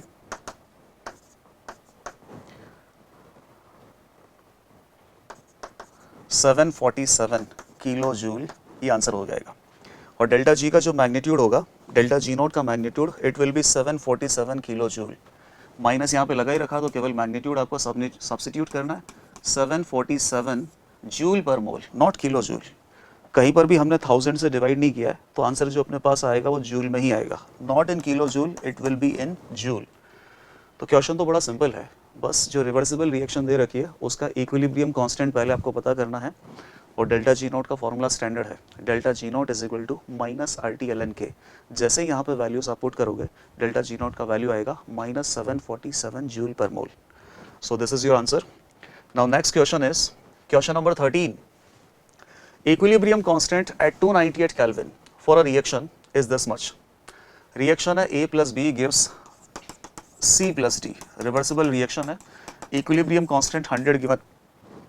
If the initial concentration of all 4 species were 1 molar each, initial concentration भी दे रखा है, then the equilibrium concentration of D will be, initial concentration given है, equilibrium पे concentration हमसे पूछा है, तो chemical equilibrium chapter का एकदम standard सवाल यही होता है, initial concentrations आपको given होती है, फिर आप assume करते हो कि लेटर से कि equilibrium पे इसका x मोल या इसका y मोल डिसोशिएट हो गया होगा, तो accordingly आप प्रोडक्ट के कितने मोल बन गए होंगे, तो x और y के टर्म में इक्विलिब्रियम कॉन्सेंट्रेशंस रिएक्टेंट और प्रोडक्ट की हम लिख लेते हैं, उससे इक्विलिब्रियम कांस्टेंट के एक्सप्रेशन में पुट करते हैं, और इक्विलिब्रियम कांस्टेंट जो हमें दे रखा होता है उसके साथ इक्वलाइज करने पर सभी रिएक्टेंट और प्रोडक्ट का इक्विलिब्रियम कॉन्सेंट्रेशंस हमें पता चलता है। इक्विलिब्रियम कांस्टेंट दे रखा है, इक्विलिब्रियम कॉन्सेंट्रेशंस हमें पता करनी है। टाइम t इक्वल टू 0, सभी की कॉन्सेंट्रेशंस कितनी है 1 मोलर। अच्छा इसमें एक दिक्कत और है, रिएक्टेंट और प्रोडक्ट दोनों की कॉन्सेंट्रेशंस हमें दे रखी है, तो शुरुआत में हमें ये पता करना होगा कि जब तक इक्विलिब्रियम सेटल होने वाला है तब तक रिएक्शन का मूवमेंट फॉरवर्ड डायरेक्शन में है या बैकवर्ड डायरेक्शन में। तो रिएक्शन का मूवमेंट फॉरवर्ड या बैकवर्ड डायरेक्शन कहाँ होता है, इसको पता करने के लिए क्यों रिएक्शन क्वेश्चन क्यों और इक्विलिब्रियम कांस्टेंट K का कंपैरिजन करते हैं। रिएक्शन क्वेश्चन क्यों क्या होगा, एक्सप्रेशन Q और K का सेम होता है, concentration of product raised to power their stoichiometric coefficient divided by concentration of reactant raised to power their stoichiometric coefficient. So 1 into 1 divided by 1 into 1, Q is 1 और K अपने पास है 100, तो Q अभी less है और K अभी ज़्यादा है, मतलब रिएक्शन का जो नेट मूवमेंट है अभी कैसा चलेगा फॉरवर्ड, जब तक कि इक्विलिब्रियम सेटल नहीं हो जाता, इक्विलिब्रियम सेटल नहीं हो जाता। वापस इस रिएक्शन लिख लेते हैं, A plus B gives C plus D, initially concentration है 1 मोलर 1 मोलर 1 मोलर। इक्विलिब्रियम पे क्या होगा, मान लो कि इसके कुछ मोल डिसोशिएट होंगे जिसकी वजह से इसकी कॉन्सेंट्रेशन में कमी आ जाएगी। कॉन्सेंट्रेशन मतलब मोलारिटी, मोलारिटी क्या होता है number of mole of solute divided by volume. तो अगर मान लो मोलैरिटी और नंबर ऑफ मोल दोनों डायरेक्टली प्रोपोर्शनल है, नंबर ऑफ मोल इंक्रीज करेंगे तो मोलैरिटी भी इंक्रीज करेगा, नंबर ऑफ मोल डिक्रीज करेंगे तो मोलैरिटी भी डिक्रीज करेगा, प्रोवाइडेड दैट सॉल्यूशन का वॉल्यूम कांस्टेंट होना चाहिए। तो ए और बी के इक्विलिब्रियम पर कुछ मोल डिसोशिएट होंगे, तो मोल अगर डिसोशिएट होंगे मतलब इनके मोल रिएक्ट करेंगे तो ए और बी का नंबर ऑफ मोल डिक्रीज होगा। अगर नंबर ऑफ मोल डिक्रीज होगा तो मोलैरिटी दैट मीन्स उसकी कॉन्सेंट्रेशन भी डिक्रीज होगी। तो आप सीधा यहाँ पे कॉन्सेंट्रेशन को डिक्रीज कर लेते हैं। माना कि इसमें से कुछ मोल रिएक्ट किए जिसकी वजह से इसकी एक्स कॉन्सेंट्रेशन डिक्रीज हो गई, इसका जितना मोल रिएक्ट करेगा इसका भी सेम ही मोल रिएक्ट करेगा, दोनों के सामने स्टोइकियोमेट्रिक कोएफिशिएंट 1 है, तो इसमें से भी एक्स मोलैरिटी या एक्स कॉन्सेंट्रेशन इसका डिक्रीज हो जाएगा और 1 से 1 ये बनता है। तो x अगर इसका डिक्रीज हो रहा है, x अगर इसका रिएक्ट कर रहा है तो इसका कितना बनेगा, x बनेगा, x बनेगा। और पहले से आपको कितना दे रखा है 1 मोलर 1 मोलर, तो इक्विलिब्रियम पे ये हो जाएगा 1 + x, ये भी कितना हो जाएगा 1 + x। ये डायरेक्ट मैंने इनकी मोलैरिटी ही यहाँ पे लिख लिया। अब इक्विलिब्रियम कांस्टेंट k का फॉर्मूला लगा दो, c की पावर 1 d की पावर 1 डिवाइडेड बाई a का पावर 1 और b का power 1, concentration of product divided by concentration of reactant raised to power stoichiometric coefficient। क्या हो गया इनकी concentrations 1 + x into 1 + x, तो ये हो जाएगा 1 + x का स्क्वायर और ये हो जाएगा 1 - x into 1 - x, उसका भी स्क्वायर हो जाएगा। और इक्विलिब्रियम कांस्टेंट कितना दे रखा है 100, इसका रूट ले लेंगे तो 1 + x डिवाइडेड बाई 1 - x, ये हो जाएगा 10। ये वैल्यू पॉजिटिव होगी ना, रूट लेंगे तो +- 10 कुछ भी आ सकता है। x एक पॉजिटिव वैल्यू है, इसमें से कुछ कम ही हो रहा है, तो 1 + x एक पॉजिटिव वैल्यू होगी और ये भी एक पॉजिटिव वैल्यू है, x 1 से ज़्यादा तो हो नहीं सकता, दो पॉजिटिव वैल्यू का डिवाइड करेंगे तो पॉजिटिव वैल्यू आएगी। तो यहाँ पर जो रूट लेंगे रूट 100, तो वो पॉजिटिव 10 ही आपको लिखना है। कितना हो जाएगा ये सॉल्व करने पर 10x 10 - 10x is equal to 1 + x, so it is 11x is equal to 9, x is equal to 9/11। ये आंसर हो गया। अब आंसर हमें बताना गया है equilibrium concentration of D, equilibrium concentration of D कितना लिया है 1 + x, तो equilibrium concentration of D 1 + x है, तो 1 में x की वैल्यू आप ऐड कर दो 9/11, ये हो जाएगा 11 + 9 20/11, it will be about 1.818 molar. So option number second will be correct. एकदम आसान सा ही सवाल था। इक्विलिब्रियम पे बस आपको अज्यूम करना था कि ए और बी में से लेट अस से कि इनका x कॉन्सेंट्रेशन डिक्रीज हो जाता है तो C और D का x कॉन्सेंट्रेशन इंक्रीज हो जाता है। लेकिन उसके पहले ये पता करना था Q और K को कंपैरिजन करके कि जब तक इक्विलिब्रियम सेटल होने वाला है तब तक रिएक्शन फॉरवर्ड डायरेक्शन में चल रहा है। अगर मान लो ऐसे रिएक्शन बैकवर्ड डायरेक्शन में चलता तो उस केस में C और D में से 1 में से x मोलर कॉन्सेंट्रेशन अगर डिक्रीज होता तो फिर A और B की इंक्रीज होती, ए और बी का x और x बनता, तो ए और बी को पुट करना पड़ता 1 + x 1 + x और c और d हो जाता 1 - x 1 - x। लेकिन ऐसा केस आया नहीं, फिलहाल रिएक्शन फॉरवर्ड में चल रहा है। क्वेश्चन हमने सॉल्व कर लिया है, option number 2 is correct. Now next is question number 14। Standard Gibbs free energy change, standard Gibbs free energy change delta G0 at 300 Kelvin for this reaction is this much. At a given time, composition of reaction mixture is ए और B और सी तीनों का मोल हमें दे रखा है, अच्छा मोल नहीं मोलर कॉन्सेंट्रेशन ही दे रखी है। द रिएक्शन प्रोसीड्स इन, आपको ये पता करना है कि रिएक्शन कौन सी डायरेक्शन में प्रोसीड कर रही है। तो रिएक्शन कौन सी डायरेक्शन में प्रोसीड करेगी इक्विलिब्रियम आने तक, ये हम कैसे पता करते हैं क्यू और के को कंपेयर करके। इससे पिछले वाला सवाल भी ऐसा ही था, तो आपको क्यू और के को कंपेयर करना है, बस क्यू और के को कंपेयर करना है, क्यू और के को कंपेयर करना है। किसी भी गिवन टाइम पे कॉम्पोजिशन आपको दे रखा ए और बी और सी का, तो गिवन टाइम पे ए बी सी का कॉम्पोजिशन दे रखा है, तो हम रिएक्शन क्वेश्चन क्यों तो निकाल सकते हैं, क्यों निकाल लेंगे, उसके बाद के साथ कंपेयर करना पड़ेगा। सवाल में के कहीं नहीं दे रखा है, लेकिन सवाल में डेल्टा G0 जरूर दे रखा है, तो डेल्टा G0 का यूटिलाइजेशन करके पहले इक्विलिब्रियम कांस्टेंट के निकालेंगे और फिर के और क्यू को कंपेयर करने वाले हैं। देख लेते हैं, क्यों निकाल लेते हैं पहले। क्यों कितना होगा रिएक्शन के अनुसार, concentration of B power 1 concentration of C power 1 divided by concentration of A power 2। B और सी का कॉन्सेंट्रेशन कितना है 2 × 1/2 डिवाइडेड बाई ए की कॉन्सेंट्रेशन है 1/2 स्क्वायर हो जाएगा, ये से एक बार कट गया, 2 पर जाएगा, 2 × 2 4 हो जाएगा क्यू। के निकालने के लिए डेल्टा G0 वाला रिलेशनशिप यूज करना पड़ेगा। So delta G0 is equal to -RT ln K। Delta G0 का वैल्यू है 2494.2 and temperature is 300, 2494.2 negative joule is equal to R, ये नेगेटिव में नहीं है पॉजिटिव में दे रखा है, आर की वैल्यू 8.314, टेम्परेचर हमें दे रखा है 300 केल्विन इंटू एल एन के। इन दोनों को मल्टीप्लाई करेंगे तो एग्जैक्ट इतना ही आएगा, तो कितना हो गया -1 is equal to L N K. Natural log में बेस कितना होता है ई, तो के की वैल्यू कितनी हो जाएगी ई की पावर -1, ई का वैल्यू हमें दे रखा है 2.718, तो k is equal to 2.718 power -1, इसको हम लिखेंगे 1 डिवाइडेड बाई 2.718, तो k की वैल्यू क्या होगी लेस देन 1, और q का वैल्यू कितना है 4, तो डेफिनेटली k कम है और q ज़्यादा है ना। यहीं पे कंपेयर कर लेते हैं, k तो अभी कम है और q ज़्यादा है, k अभी कम है और q ज़्यादा है, q ज़्यादा है मतलब रिएक्शन थोड़ा आगे चला गया, वापस से पीछे आना पड़ेगा, q की वैल्यू k से ज़्यादा वैसे हो नहीं सकती है। तो रिएक्शन कहाँ प्रोसीड करेगी इक्विलिब्रियम सेटल होने तक, रिवर्स डायरेक्शन में प्रोसीड करेगी, बिकॉज क्यू का वैल्यू अभी ज़्यादा है और इक्विलिब्रियम कांस्टेंट के सी की वैल्यू कम है, तो क्यू और के का कंपैरिजन करके रिएक्शन का डायरेक्शन हम बता सकते हैं। Next question, this is question number 14, sorry question number 15।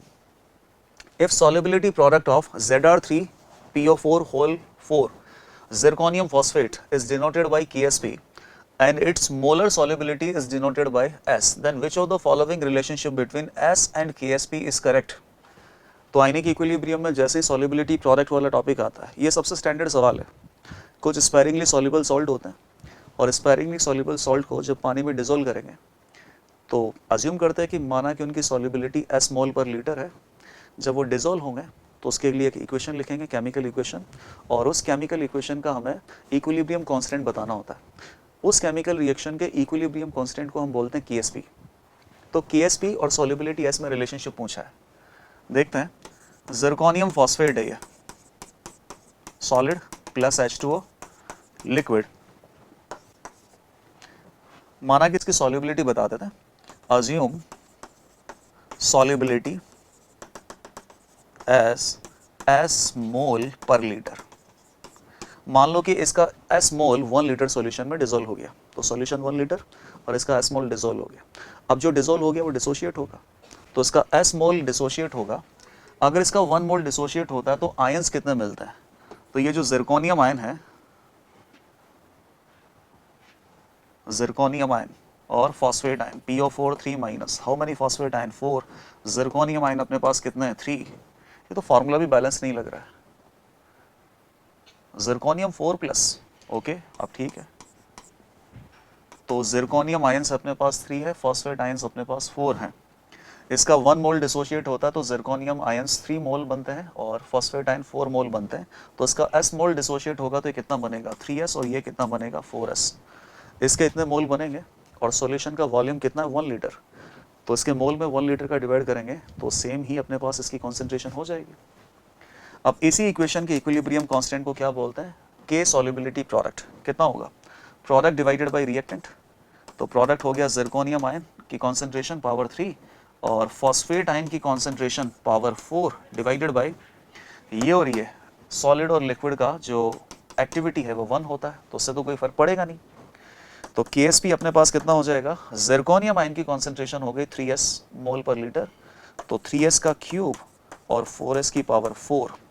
आप इसे सॉल्व करोगे तो कितना आएगा, S की पावर 3, S की पावर 7, S की पावर 7 हो जाएगा, सॉरी S की पावर 3 प्लस S की पावर 4, तो टोटल मिला के S की पावर 7 हो जाएगा, 3 की पावर 3 27, 4 की पावर 4 256, इन दोनों को मल्टीप्लाई करेंगे तो 6912 आएगा, तो S का वैल्यू हो जाएगा KSP डिवाइडेड बाय 6912 की पावर 1/7।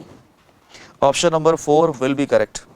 सॉल्युबिलिटी प्रोडक्ट और सॉल्युबिलिटी को रिलेट करते हुए ये बहुत स्टैंडर्ड क्वेश्चन है, इस टाइप के क्वेश्चन हम क्लास में बहुत सारे करते हैं, है ना। बहुत सारे स्पैरिंगली सॉल्युबल सॉल्ट लेते हैं, अज्यूम करते हैं कि सभी की सॉल्युबिलिटी S है, तो सभी के सॉल्युबिलिटी प्रोडक्ट का एक इक्वेशन बनता है, उसको हम डिराइव करते हैं, तो सेम क्वेश्चन ये भी है और बहुत इजीली हो सकता है। Now next question, this is question number 16। If KSP solubility product of silver carbonate is 8 into 10 to power minus 12, then the molar solubility of silver carbonate in 0.1 molar AgNO3 solution।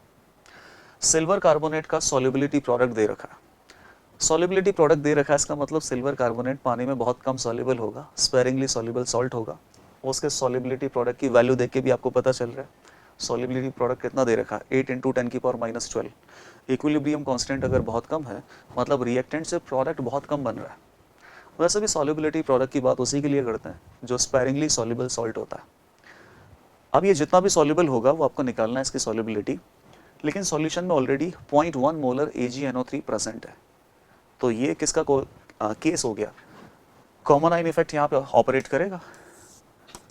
Ag2CO3 solid और solution में already अपने पास कितना है 0.1 molar AgNO3 silver nitrate का solution.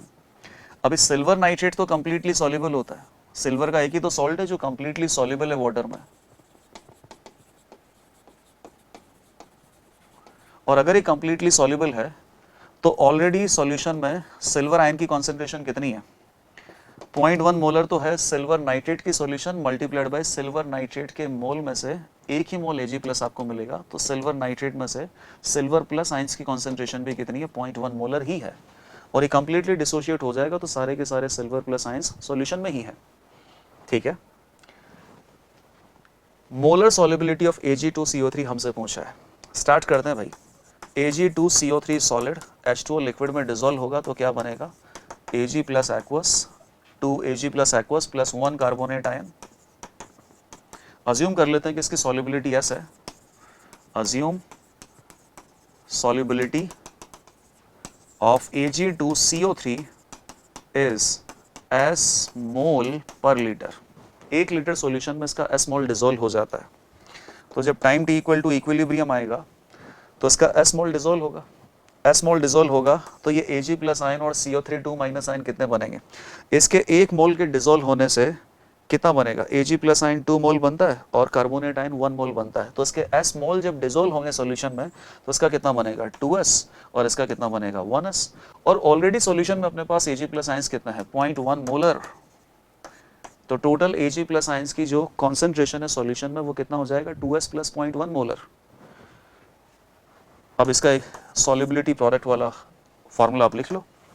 तो solubility product एक equilibrium constant ही है, कितना हो जाएगा Ag प्लस की कॉन्सेंट्रेशन पावर 2 और डिवाइडेड बाय कार्बोनेट आयन की मल्टीप्लाइड बाय कार्बोनेट आयन की concentration power 1 divided bye Ag2CO3 solid, but उसका एक्टिविटी तो 1 ही होगा।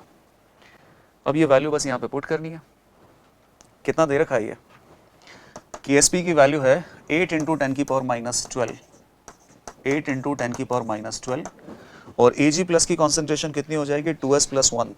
लेकिन ये जो सॉल्युबिलिटी है सिल्वर कार्बोनेट बहुत ही स्पेरिंगली सॉल्युबल सॉल्ट है, यहाँ से जो Ag प्लस आयन आएंगे सॉल्यूशन में वो बहुत कम आएंगे। तो 2S की जो वैल्यू है वो 0.1 मोलर के रेस्पेक्ट में नेग्लेजिबल है।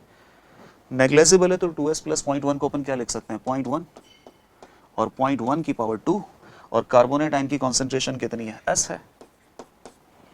जैसे आप इसको सॉल्व करोगे S का वैल्यू कितना आ जाएगा ये 8 into 10⁻12 divided by 10⁻2।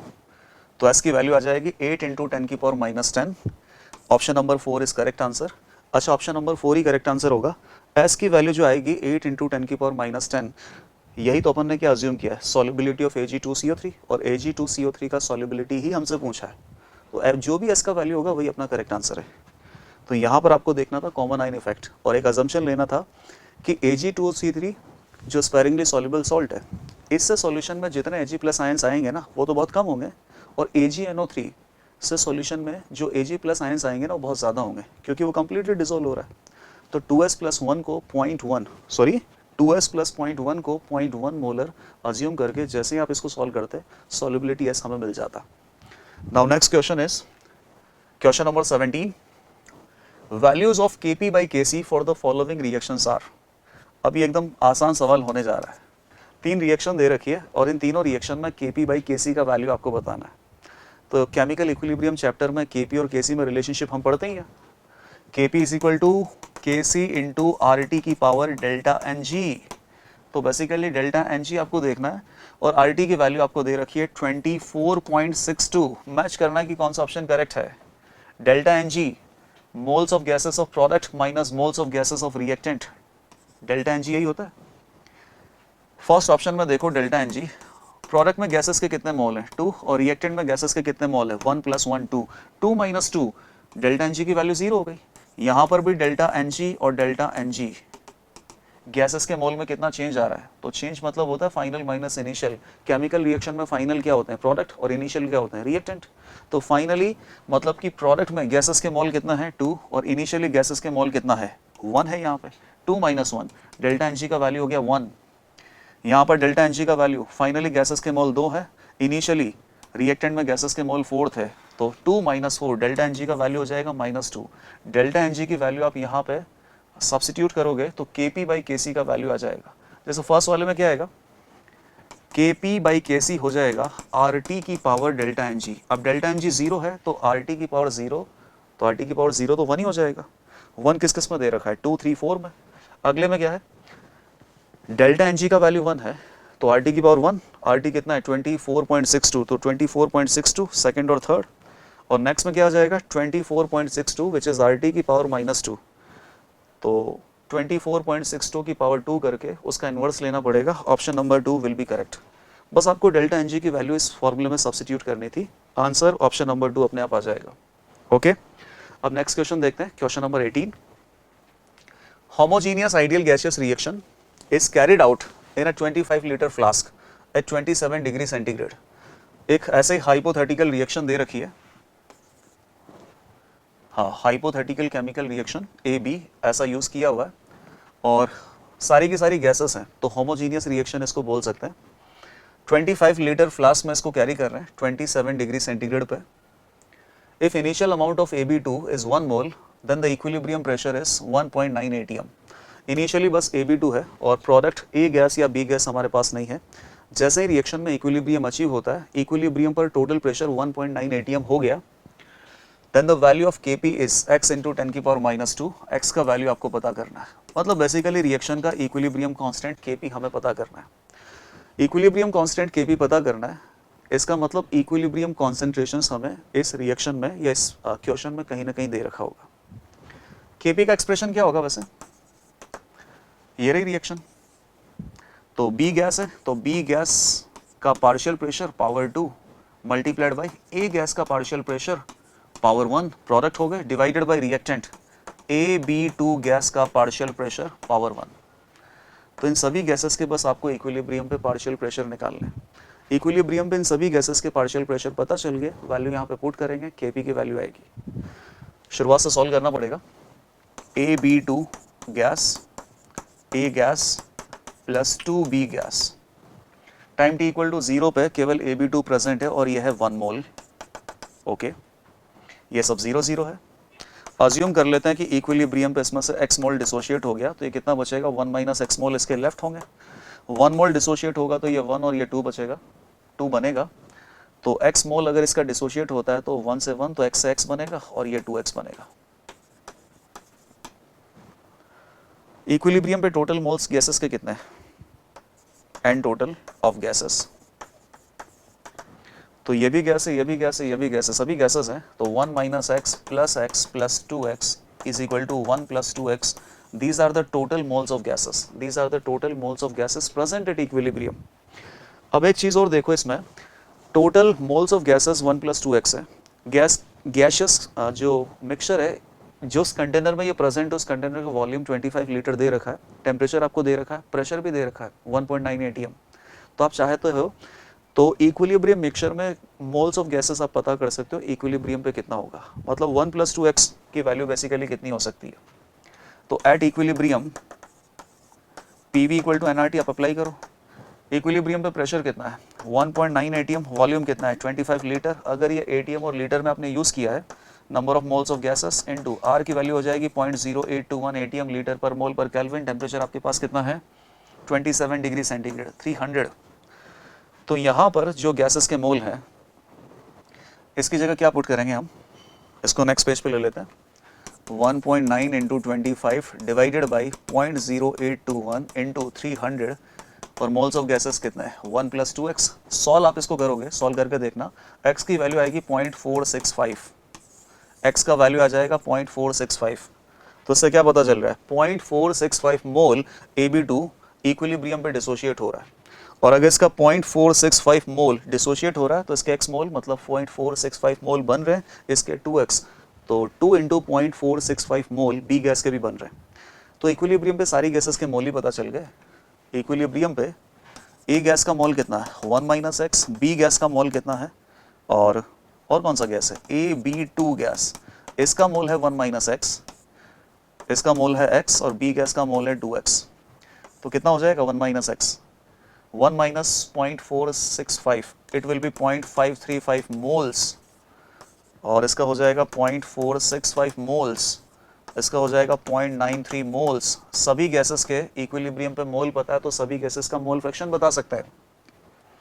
Mole fraction of AB2 gas, mole fraction of B gas, पहले A gas, mole fraction of B gas कितना हो जाएगा, इस गैस के मोल डिवाइडेड बाय टोटल मोल, तो इस गैस के मोल कितना है XB2, 1 minus x which is 0.535, और टोटल मोल इन सब का सम करना पड़ेगा, इन सब का सम करेंगे। वैसे टोटल मोल 1 प्लस 2x है, टोटल मोल्स ऑफ गैसेस, तो 1 प्लस 2 इंटू 0.465, ये हो जाएगा 0.93 प्लस 1, 1.93 मोल्स सभी गैसेस के टोटल मोल हो गए। तो टोटल मोल्स ऑफ गैसेस 1.93 का डिवाइड करना है, हर किसी गैस का मोल फ्रैक्शन आ जाएगा।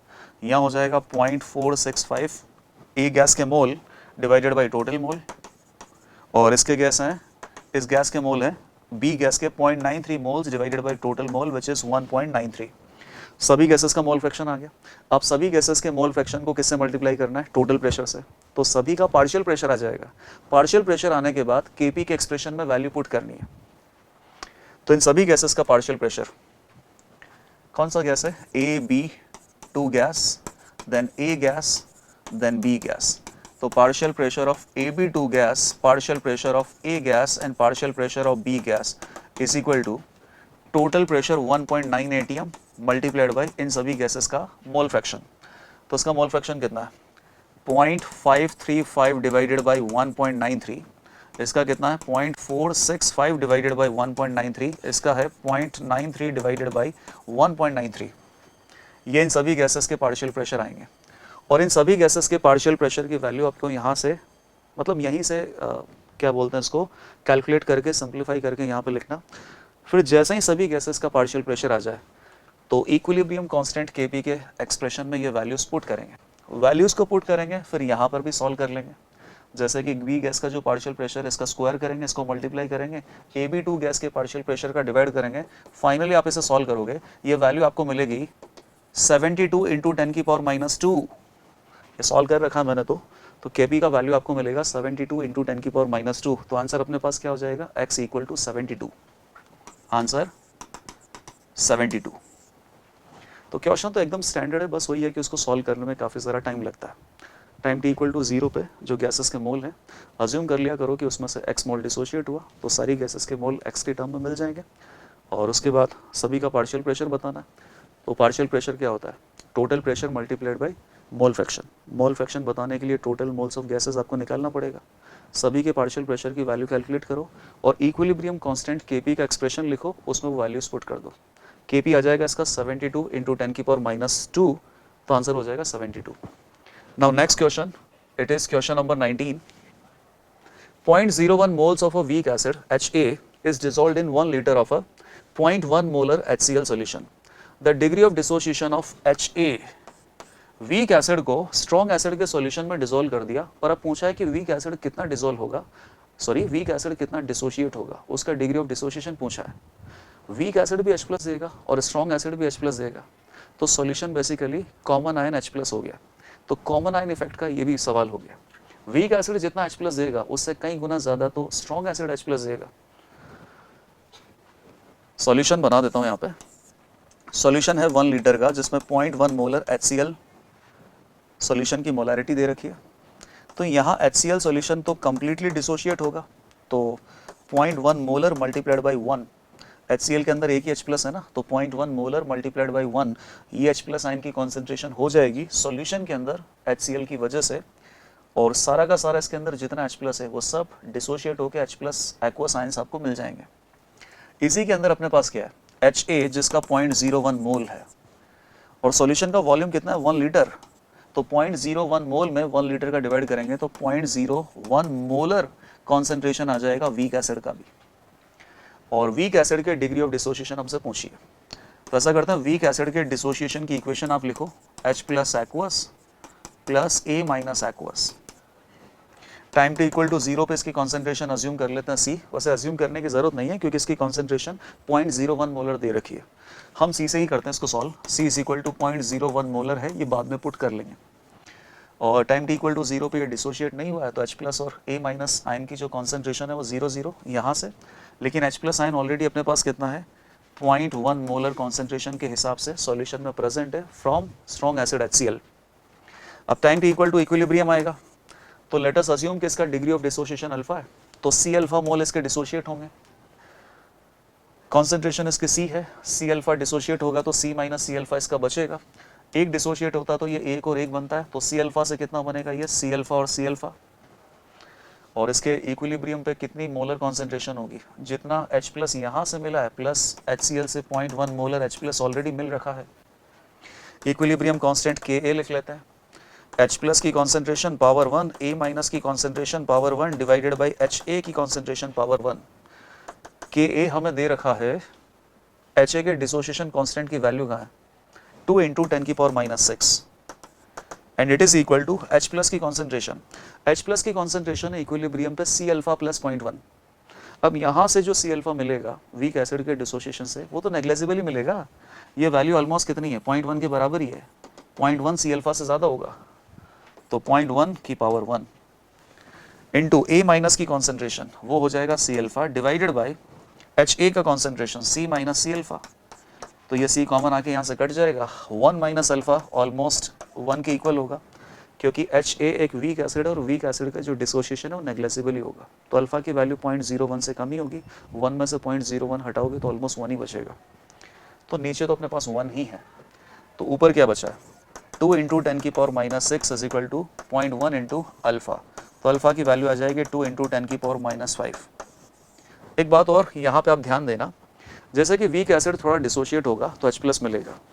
अब नॉर्मली अगर अकेला वीक एसिड होता और उसके डिसोशिएट होने से जितना H प्लस मिलता, फिलहाल वीक एसिड के डिसोशिएट होने से उतना H प्लस भी नहीं मिल रहा है, क्योंकि अभी सॉल्यूशन में already H plus ions present है। तो कॉमन आयन इफेक्ट की वजह से वीक एसिड HA का जो डिसोसिएशन है अभी वो और भी कम होगा। तो यहाँ पर अल्फा की वैल्यू अभी नेचुरली जो अल्फा की वैल्यू आती है HA एसिड के लिए उससे भी कम आएगी because of common ion effect. तो 1 माइनस अल्फा को भी 1 तो मान ही सकते हैं। तो ये सब कुछ हमने सॉल्व किया, अल्फा का वैल्यू मिला 2 इंटू 10⁻⁵, और डिग्री ऑफ डिसोसिएशन अल्फा की वैल्यू दे रखी है डैश इंटू 10⁻⁵। तो डैश में यहाँ पे क्या सब्स्टिट्यूट कर देंगे, 2। तो again very easy question, it is application of common ion effect.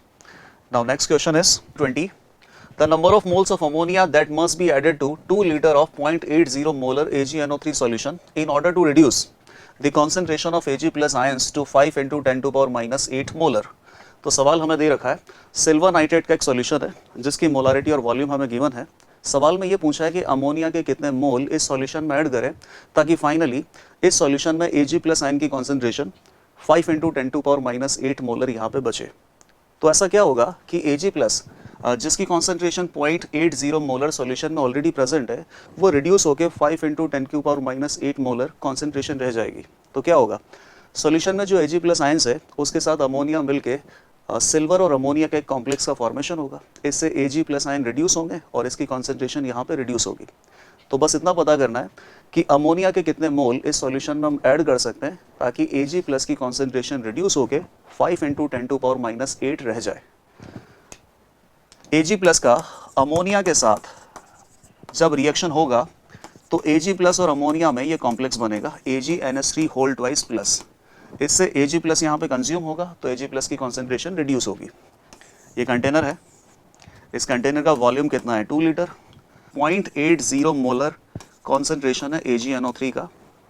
Volume आपको सॉल्यूशन का दे रखा है, तो सॉल्यूट AgNO3 के जो मोल है यहाँ पे कितने हो सकते हैं, वॉल्यूम इंटू मोलारिटी, तो 2 litre into 0.8 molar, it will B 1.6 moles.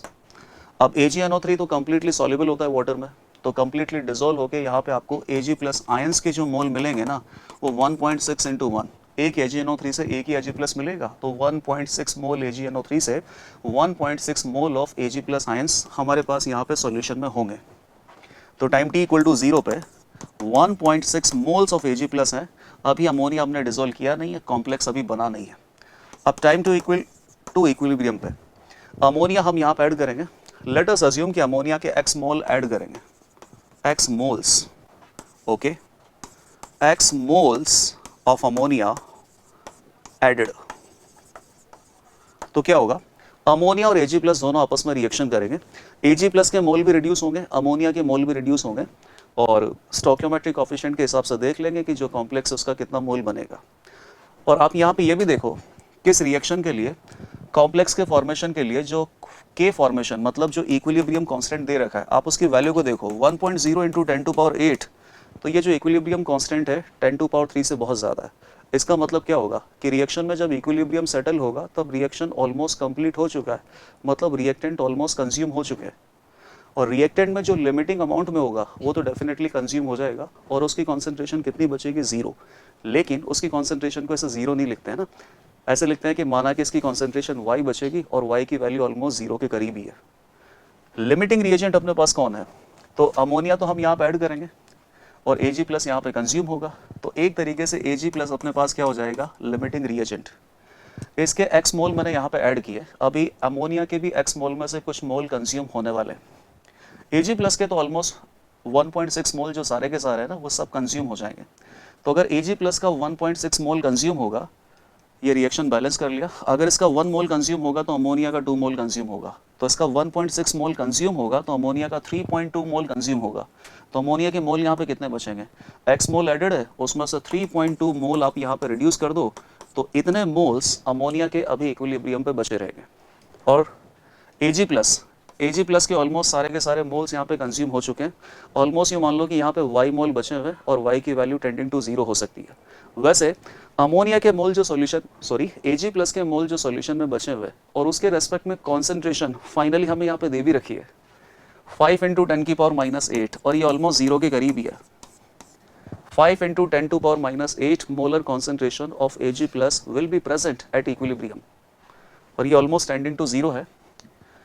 आगे देखिए, Ag प्लस अपने पास लिमिटिंग रिएजेंट है, मतलब ये ऑलमोस्ट कंज्यूम हो चुका है, तो इसका 1 मोल कंज्यूम होगा तो कॉम्प्लेक्स का 1 मोल बनेगा। इसके 1.6 मोल कंज्यूम हो गए तो कॉम्प्लेक्स के अपने पास 1.6 मोल ही बनेंगे।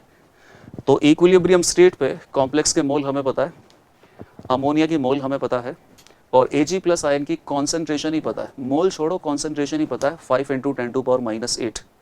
तो जब सभी के मोल्स हमें पता है, जिनके मोल्स हमें पता है उनमें वॉल्यूम का डिवाइड करके उनको कॉन्सेंट्रेशन में लिख लेंगे, मतलब सभी स्पीशीज़ की कॉन्सेंट्रेशन हमें पता है, इक्विलिब्रियम कॉन्सेंट्रेशंस पता है, तो इक्विलिब्रियम कांस्टेंट का फॉर्मूला हम लिख के वहाँ पर ये वैल्यू आप सब्स्टिट्यूट कर देते हैं। बताइए इसका मोल्स अमोनिया का कितना है इक्विलिब्रियम पे, x - 3.2, तो इसकी जो मोलैरिटी मतलब कॉन्सेंट्रेशन हो कितनी होगी, मोल्स अपॉन वॉल्यूम, सॉल्यूशन का वॉल्यूम 2 लीटर है, और ये जो कॉम्प्लेक्स है इस कॉम्प्लेक्स के मोल्स इक्विलिब्रियम पे कितने बन गए, 1.6 मोल्स, और इसकी मोलारिटी कितनी हो जाएगी 1.6 डिवाइडेड बाई 2 लीटर। 2 लीटर का सॉल्यूशन है। Ag प्लस की मोलारिटी हमें पता ही है, और इस रिएक्शन का equilibrium constant which is also के फॉर्मेशन 1 × 10⁸ दे रखा है, तो इसका एक्सप्रेशन हम लिख देते हैं। इक्विलिब्रियम कांस्टेंट के 1 × 10⁸ इज इक्वल टू, प्रोडक्ट में अपने पास सिल्वर का कॉम्प्लेक्स है, स्टोइकियोमेट्रिक कोएफिशिएंट उसके सामने 1 है, तो power 1 divided by Ag plus की concentration power 1 divided by ammonia की कॉन्सेंट्रेशन पावर 2, 1.0 × 10⁸ इक्वल टू, इसकी कॉन्सेंट्रेशन कितनी है 1.6 divided by 2 power 1 divided by Ag plus का कॉन्सेंट्रेशन इक्विलिब्रियम पे कितना है 5 × 10⁻⁸, 5 × 10⁻⁸ पावर 1 डिवाइडेड बाई अमोनिया की कॉन्सेंट्रेशन कितनी है x mole - 3.2 mole divided by 2 litre, x - 3.2 divided by 2 litre. और जैसे ही हम इस इक्वेशन को सॉल्व करेंगे, ये इक्वेशन मैंने तो सॉल्व कर ही रखी है, इस इक्वेशन को जैसे ही सॉल्व करेंगे x की वैल्यू आपको मिलेगी 4 मोल्स, और x हमने क्या अज्यूम किया था, let us assume x moles of ammonia is added to this solution. तो x मोल अमोनिया ऐड करना ये हमने अज्यूम किया था, और अमोनिया के कितने मोल ऐड किए जाए इस सॉल्यूशन में यही हमसे पूछा था, तो सीधा सीधा अपना आंसर आ गया x = 4 मोल्स। तो आंसर हो जाएगा 4 moles of ammonia should be added to this solution, जिसकी वजह से अमोनिया Ag प्लस को कंज्यूम भी करे, और फाइनली Ag प्लस की कॉन्सेंट्रेशन सॉल्यूशन में इतनी कम बचे, ये ऑलमोस्ट नेग्लिजिबल ही है। Ag प्लस का जो कॉन्सेंट्रेशन है ये ऑलमोस्ट नेग्लिजिबल है, इक्विलिब्रियम सेटल होने तक रिएक्शन ऑलमोस्ट 100% कंप्लीट हो चुका है और Ag प्लस सारा का सारा कंज्यूम हो चुका है। तो यहाँ पर ये अप्रॉक्सीमेशन हमें कंसिडर करना था कि Ag प्लस लिमिटिंग रिएजेंट है। Okay, now next question. So this is question number 21। PCl5 dissociates as PCl5 plus PCl3 gas plus Cl2 gas. Again equilibrium का सवाल है।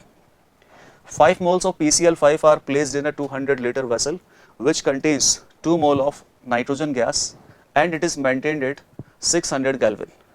तो PCl5 शुरुआत में 200 लीटर वेसल में हमें दे रखा है और इसमें 2 मोल नाइट्रोजन गैस भी प्रेजेंट है वेसल में और वेसल को 600 केल्विन पे मेंटेन कर रहे हैं।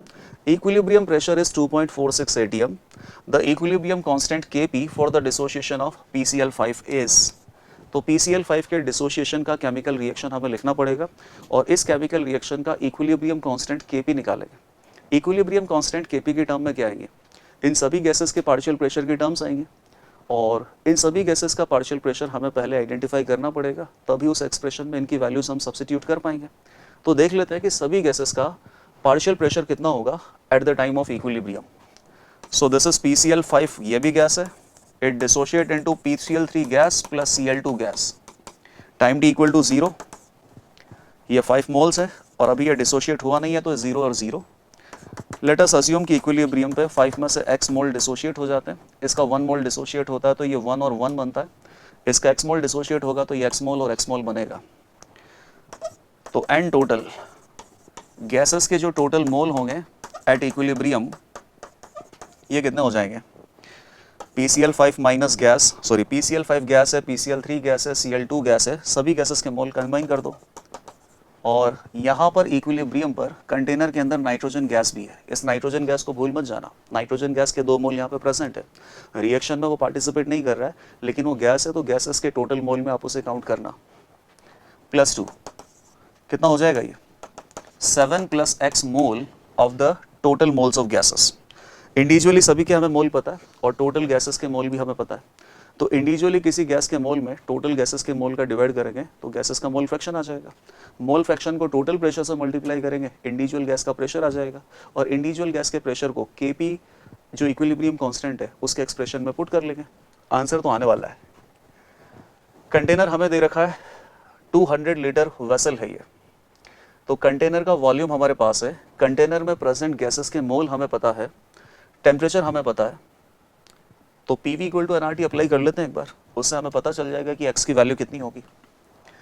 PV = nRT। ये कंटेनर है, इसमें नाइट्रोजन गैस है, Cl2 गैस है, PCl5 गैस है और PCl3 गैस है। इन सभी गैसेस को आइडियल गैस कंसिडर करते हुए सभी गैसेस के टोटल मोल है अपने पास 7 + x, R की वैल्यू 0.082, टेम्परेचर कितना दे रखा है 600 और इक्विलिब्रियम प्रेशर दे रखा है 2.46 atm, 2.46 atm multiplied by volume है 600 लीटर मल्टीप्लाइड बाय टेम्परेचर अपने पास है 600 केल्विन। तो उसको सॉल्व करेंगे तो x की वैल्यू हमें मिल ही जाएगी। x की वैल्यू 200 लीटर है एंड 600 केल्विन टेम्परेचर है, सो दिस इज 200, तो 200 से 600 3 टाइम्स और 3 को 0.0821 से मल्टीप्लाई करेंगे तो ये 2.46 ही आएगा, ये आ जाएगा 2.46, ये आ जाएगा 0.246 मल्टीप्लाइड बाई 7 + x, सो ये 10 टाइम्स यहाँ पे कटेगा, 7 + x = 10, तो x = हो जाएगा ये 3 मोल्स। तो चलो ये भी पता चल गया कि इक्विलिब्रियम पर PCl5 जो गैस है ये कितना डिसोशिएट हुआ था। इसके 3 मोल डिसोशिएट हुए थे और PCl3 और Cl2 इन दोनों के 3-3 मोल बने थे। इंडिविजुअल इन तीनों का मोल फ्रैक्शन लिख लेते हैं, तो पार्शियल पहले मोल फ्रैक्शन लिखना पड़ेगा, PCl3 गैस का, Cl2 गैस का और PCl5 गैस का, इन्हीं का केमिकल रिएक्शन में इन्वॉल्वमेंट है। PCl3 के मोल्स कितने हैं? x और x, Cl2 के मोल भी x हैं और PCl5 के मोल है 5 - x, तो x की वैल्यू 3 है और टोटल मोल्स अपने पास 7 + x that is 10 moles. Cl2 के भी 3 डिवाइडेड बाई 10 मोल, PCl5 के 5 - x 2 मोल लेफ्ट हैं और टोटल 10 मोल अपने पास इक्विलिब्रियम पे है। सभी का मोल फ्रैक्शन पता चल गया। इन सभी का पार्शियल प्रेशर क्या होगा? So partial pressure of Cl2 gas, partial pressure of PCl3 gas and partial pressure of PCl5 gas. Mole fraction multiplied by total pressure. Mole fraction है इसका 3/10, टोटल प्रेशर है इक्विलिब्रियम पे 2.46 atm. सिमिलरली इसका mole fraction भी 3/10 है और multiplied by 2.46 atm, that will be the partial pressure of PCl3 gas, और यहाँ पे हो जाएगा PCl5 का 2/10 इंटू 2.46. सभी गैसेस का पार्शियल प्रेशर आ गया. अब इक्विलिब्रियम कांस्टेंट Kp का एक्सप्रेशन क्या होगा, रिएक्शन लिख लेते हैं पहले. PCl5 gas is dissociating into PCl3 gas plus Cl2 gas. तो इक्विलिब्रियम कांस्टेंट का एक्सप्रेशन आएगा Cl2 गैस का partial pressure raised to power 1, PCl3 gas का partial pressure raised to power 1 divided by PCl5 gas का partial pressure raised to power 1. सभी gases के partial pressure individually हमने निकाल लिए हैं. बस अब इन सभी पार्शियल प्रेशर्स को इस एक्सप्रेशन में जैसे ही पुट करेंगे इक्विलिब्रियम कांस्टेंट Kp का वैल्यू आएगा, और ये वैल्यू आप कैलकुलेट करना. ये Kp का वैल्यू यहाँ पे आएगा 1.107. फाइनली आंसर अपने पास आ गया. आंसर हमें इस तरीके से रिपोर्ट करना है, इंटू 10 टू पावर -3. तो Kp की वैल्यू 1.107 है. इसको आप कैसे लिख सकते हो, 1107 इंटू 10 टू पावर -3. तो final answer will be 1107. Chemical equilibrium का इस टाइप से एकदम स्टैंडर्ड सवाल आता है, और खास करके ये PCl5 गैस के डिसोशिएट होने पर PCl3 गैस और Cl2 गैस बनता है. इस रिएक्शन को इस्तेमाल करके तो बहुत सवाल बनाए जाते हैं. बस थोड़ा सा लेंथी था, आपको इंडिविजुअली ये देखना था कि हर किसी गैस के मोल इक्विलिब्रियम पे कितने, फिर उसका मोल फ्रैक्शन कैलकुलेट करना था. मोल फ्रैक्शन को टोटल प्रेशर से मल्टीप्लाई करोगे तो सभी का इंडिविजुअली पार्शियल प्रेशर मिलेगा, और पार्शियल प्रेशर हमें इक्विलिब्रियम कांस्टेंट K में यूज़ करना पड़ता है. वहाँ पर आप यूज़ करो, इक्विलिब्रियम कांस्टेंट Kp की वैल्यू कैलकुलेट होगी. So final answer for this question is 1107 multiplied by 10 raised to power -3. Now next question, it is question number 22. Ammonium hydroxide is mixed with HCl.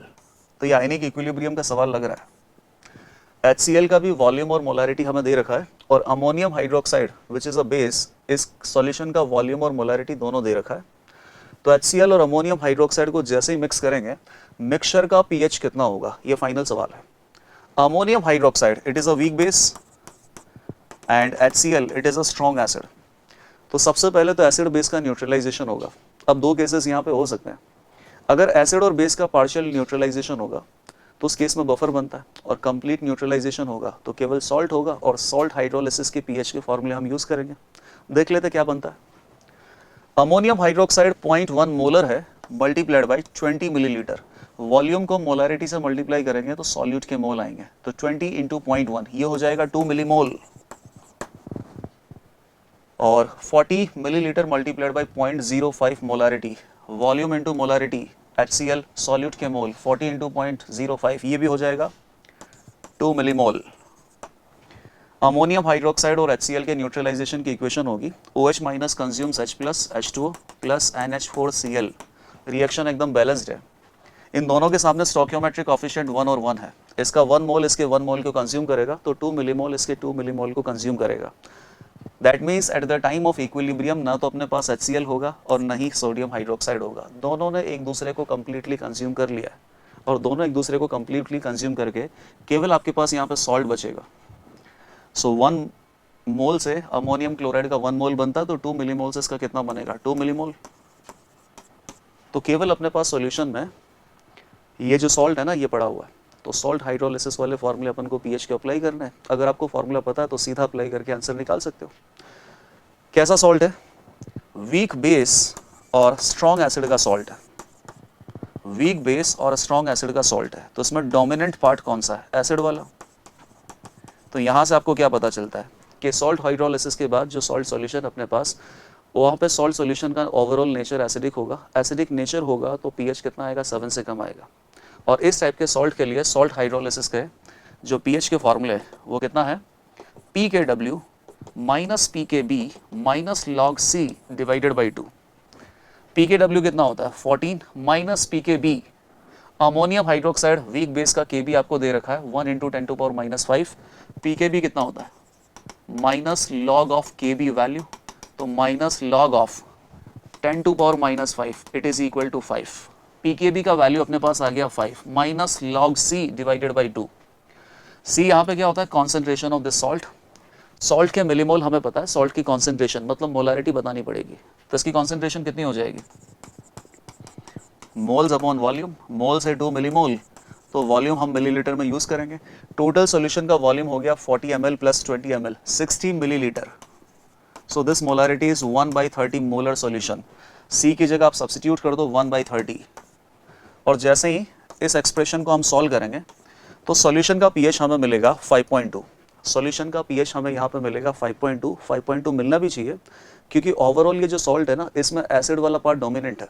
Acid यहाँ पे strong acid है, तो acid वाला part dominant है, तो salt solution कैसा आएगा, acidic solution, और एसिडिक सॉल्यूशन का पीएच होना चाहिए 7 से कम। तो ये क्वेश्चन बड़ी आसानी से हो सकता था, और मतलब बहुत ही ज़्यादा आसानी से हो सकता था अगर सॉल्ट हाइड्रोलिसिस में पीएच का फार्मूला आपको पता है। इस टाइप के सॉल्ट के हाइड्रोलिसिस के बाद सॉल्यूशन में पीएच का फार्मूला आता है PKW minus PKB minus log C divided by 2। C यहाँ पे कॉन्सेंट्रेशन होती है सॉल्ट की। Now next question, so this is question number 23। A solution is 0.1 molar in Cl minus ion and 0.001 molar in dichromate ion. Okay, एक solution है, इस solution में Cl minus ion and chromate ion, not dichromate ion, chromate ion दोनों present है। इसका molarity 0.1 molar है और chromate ion की molarity 0.001 molar। तो solution में दोनों टाइप के ion present है, दोनों की molarity हमें दे रखी है। आगे बढ़ते हैं। Solid AgNO3 is gradually added to it. Okay, solution में AgNO3 ऐड कर रहे हैं। AgNO3 तो एक्वस सॉल्यूशन में जाके डिसॉल्व हो जाएगा, तो एक्वस सॉल्यूशन में आपको क्या मिलेगा, Ag+। और Ag+ क्या करेगा, Cl- के साथ कंबाइन होकर AgCl व्हाइट प्रेसिपिटेट बनाएगा, और Ag+ CrO4 2- के साथ कंबाइन होकर Ag2CrO4 ये भी एक प्रेसिपिटेट होता है। यहाँ पर ये दोनों प्रेसिपिटेट मिल सकते हैं। अब यहाँ पे सवाल में पूछा क्या है, assuming that addition does not change in volume, okay, and Ksp of AgCl is this much and Ksp of Ag2CrO4 is this much, select the correct statement। और सारे स्टेटमेंट क्या दे रखे हैं कि या तो AgCl प्रेसिपिटेट बनेगा या Ag2CrO4 प्रेसिपिटेट बनेगा, और कौन सा प्रेसिपिटेट बनेगा इसका रीज़न क्या होगा, यही सारे हमें दे रखे हैं। तो ये सॉल्युबिलिटी प्रोडक्ट का एकदम स्टैंडर्ड सवाल हो गया। सॉल्युबिलिटी प्रोडक्ट में ऐसे सवाल पूछे जाते हैं कि एक सॉल्ट को दूसरे सॉल्ट के सॉल्यूशन में मिक्स जब करते हैं तो एक नया सॉल्ट बनता है जो कि पानी में डिसॉल्व नहीं होता है, इसीलिए वो सॉल्ट प्रेसिपिटेट होता है। और आपसे पूछा जाता है कि एक सॉल्ट को दूसरे सॉल्ट में डिसॉल्व करने पर जो प्रेसिपिटेट वाला सॉल्ट है वो बनेगा कि नहीं बनेगा। तो कंडीशन ऑफ प्रेसिपिटेशन वाला सवाल हो गया। प्रेसिपिटेशन की कंडीशन क्या होती है, condition of precipitation, condition of precipitation होता है आयनिक प्रोडक्ट, QSP आप उसे बोलते हो या क्यों बोलते हो, इसकी value equilibrium constant solubility product से अगर ज़्यादा है।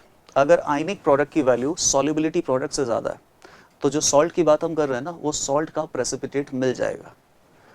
दो सॉल्ट अपन यहाँ पे बना सकते हैं, Ag+Cl- के साथ कंबाइन करके AgCl प्रेसिपिटेट, और Ag+CrO4 2- के साथ कंबाइन होके Ag2CrO4 प्रेसिपिटेट।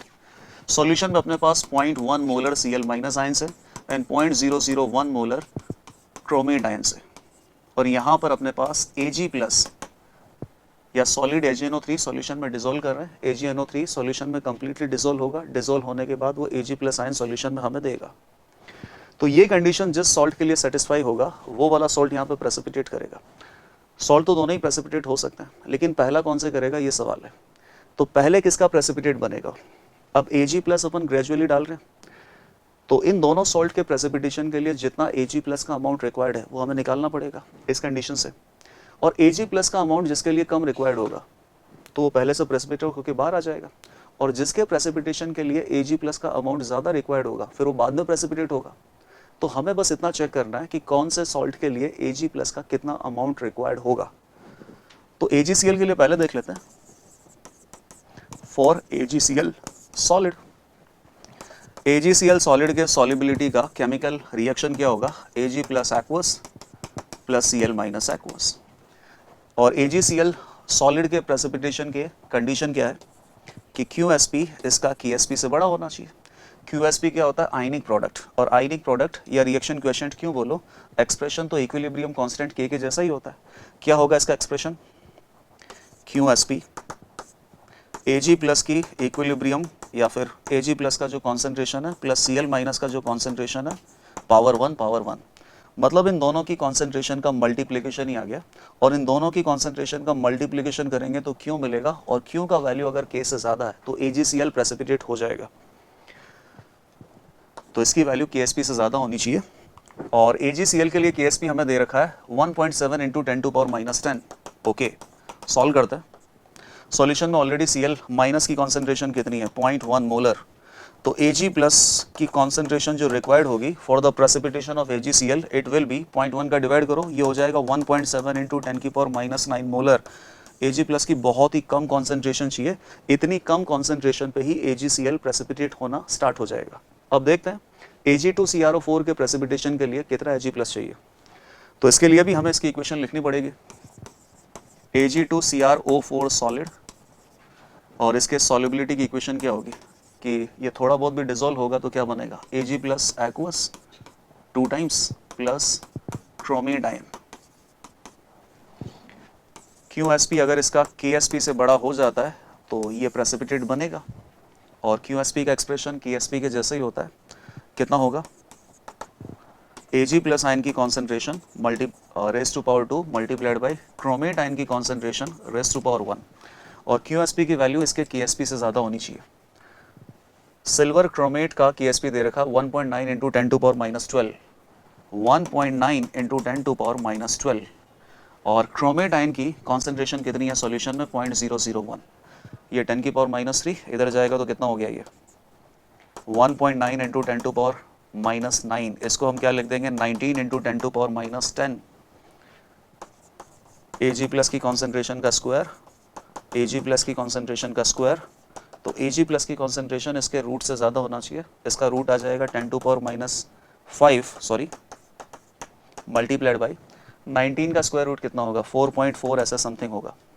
तो यहाँ पर Ag प्लस की कॉन्सेंट्रेशन जो रिक्वायर्ड है सिल्वर क्रोमेट के प्रेसिपिटेशन के लिए, ये कॉन्सेंट्रेशन कितनी है 4.4 इंटू 10⁻5 मोलर कॉन्सेंट्रेशन से ज़्यादा। तो सिल्वर क्रोमेट के प्रेसिपिटेशन के लिए Ag प्लस का जो अमाउंट रिक्वायर्ड है ये ज़्यादा है, 4.4 इंटू 10⁻5, इतनी कॉन्सेंट्रेशन Ag प्लस की ज़्यादा है, जबकि Ag प्लस के AgCl के प्रेसिपिटेशन के लिए Ag प्लस की जो कॉन्सेंट्रेशन रिक्वायर्ड थी वो थी 1.7 इंटू 10⁻9 मोलर। तो बेसिकली बहुत कम Ag प्लस जब सॉल्यूशन में आएगा ना तो AgCl पहले प्रेसिपिटेट हो जाएगा, और बहुत ज़्यादा Ag प्लस जब आएगा तब जाके सिल्वर क्रोमेट जो सॉल्ट है वो प्रेसिपिटेट हो पाएगा। तो AgCl पहले प्रेसिपिटेट होगा। कौन सा आंसर होगा option number 4, AgCl will precipitate first as amount of Ag plus needed to precipitate is low। Ag plus का जो अमाउंट चाहिए AgCl के प्रेसिपिटेशन के लिए वो अमाउंट की क्वांटिटी जो रिक्वायर्ड है वो कम हमें रिक्वायर्ड है, इसीलिए AgCl पहले प्रेसिपिटेट होगा। तो कंडीशन ऑफ प्रेसिपिटेशन का एकदम स्टैंडर्ड क्वेश्चन है। इस टॉपिक को क्या बोलते हैं सेलेक्टिव प्रेसिपिटेशन। सॉल्यूशन में बहुत सारे आयंस होते हैं, एनाइंस मोस्टली, ऊपर से कैटायन आता है, अब वो कौन से एनाइन को लेके पहले प्रेसिपिटेट करवा देगा। तो जहाँ पर जिस सॉल्ट में Ag प्लस की कॉन्सेंट्रेशन की रिक्वायरमेंट कम होगी प्रेसिपिटेशन के लिए वो पहले प्रेसिपिटेट हो जाएगा। ठीक है, चलो नेक्स्ट क्वेश्चन पे बढ़ते हैं। So it is question number 24। Ionic equilibrium के सवाल आ रहे हैं भी लगातार। 3 gram of acetic acid is added to 250 ml of 0.1 molar HCl। Acetic acid weak acid CH3COOH, और इसमें हमने HCl ऐड किया, तो पहले तो एसिड प्लस एसिड यहाँ पे कोई रिएक्शन होगी नहीं, ये दोनों सॉल्यूशन में एज इट इज रहेंगे, and the solution is made up to 500 ml।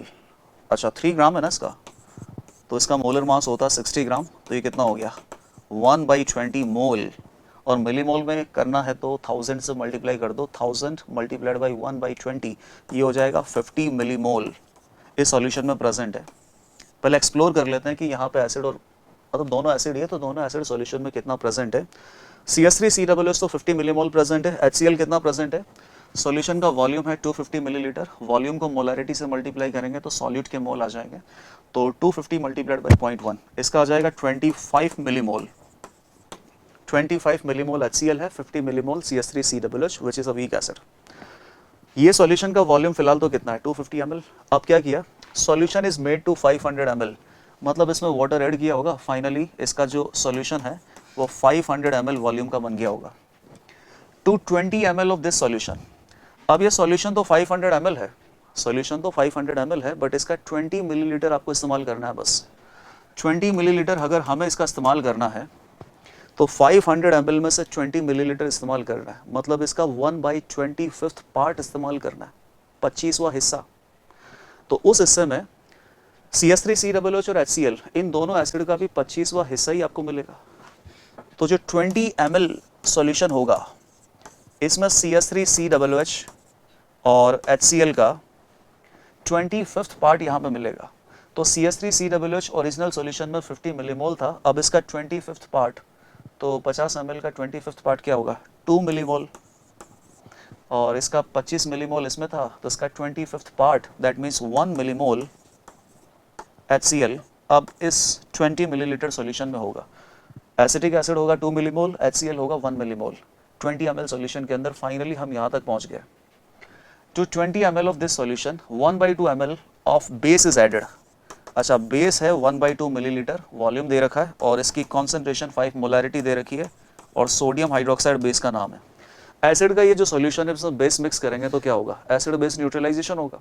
सबसे पहले सोडियम हाइड्रोक्साइड बेस जो स्ट्रॉन्ग एसिड HCl उसको कंज्यूम करेगा, अगर वो भी खत्म हो गया तो फिर वीक एसिड CH3COOH को कंज्यूम करेगा।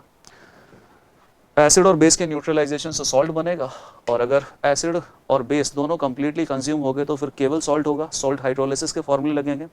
और अगर मान लो कि एसिड वाला जो पार्ट है वो कंप्लीटली कंज्यूम नहीं हो पाया तो सॉल्ट प्लस एसिड बचेगा, और सॉल्ट प्लस एसिड क्या कहलाएगा, बफर। तो फिर बफर सॉल्यूशन के फॉर्मूले हम लगाएंगे। चेक करते हैं कि यहाँ क्या सिचुएशन होती है। NaOH हमारे पास कितना है, वॉल्यूम इंटू मोलैरिटी, तो सॉल्यूट NaOH के मोल आ जाएंगे 1/2 इंटू 5, तो ये हो जाएगा 2.5 मिलीमोल सोडियम हाइड्रोक्साइड। अब इसको मैं नेक्स्ट पेज पे ले लेता हूँ। सॉल्यूशन है टोटल 20 ml, इसके अंदर एसिटिक एसिड है 2 मिलीमोल,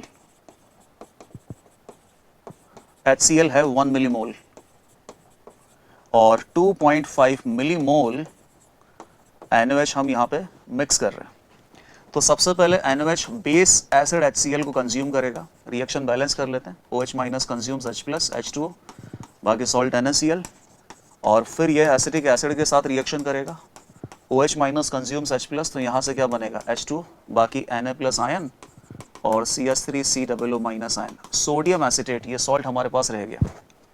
इसका 2.5 मिलीमोल है और HCl का कितना है 1 मिलीमोल, तो इसके 1 के लिए इसका 1 कंज्यूम होगा, तो 1 मिलीमोल इसके 1 मिलीमोल को कंज्यूम करेगा, तो 1 मिलीमोल तो यहाँ पे कंज्यूम हो गया, माइनस 1 मिलीमोल। अब कितना बचा है 1.5, तो ये हमारे पास है 1.5 मिलीमोल, और एसिटिक एसिड है हमारे पास 2 मिलीमोल।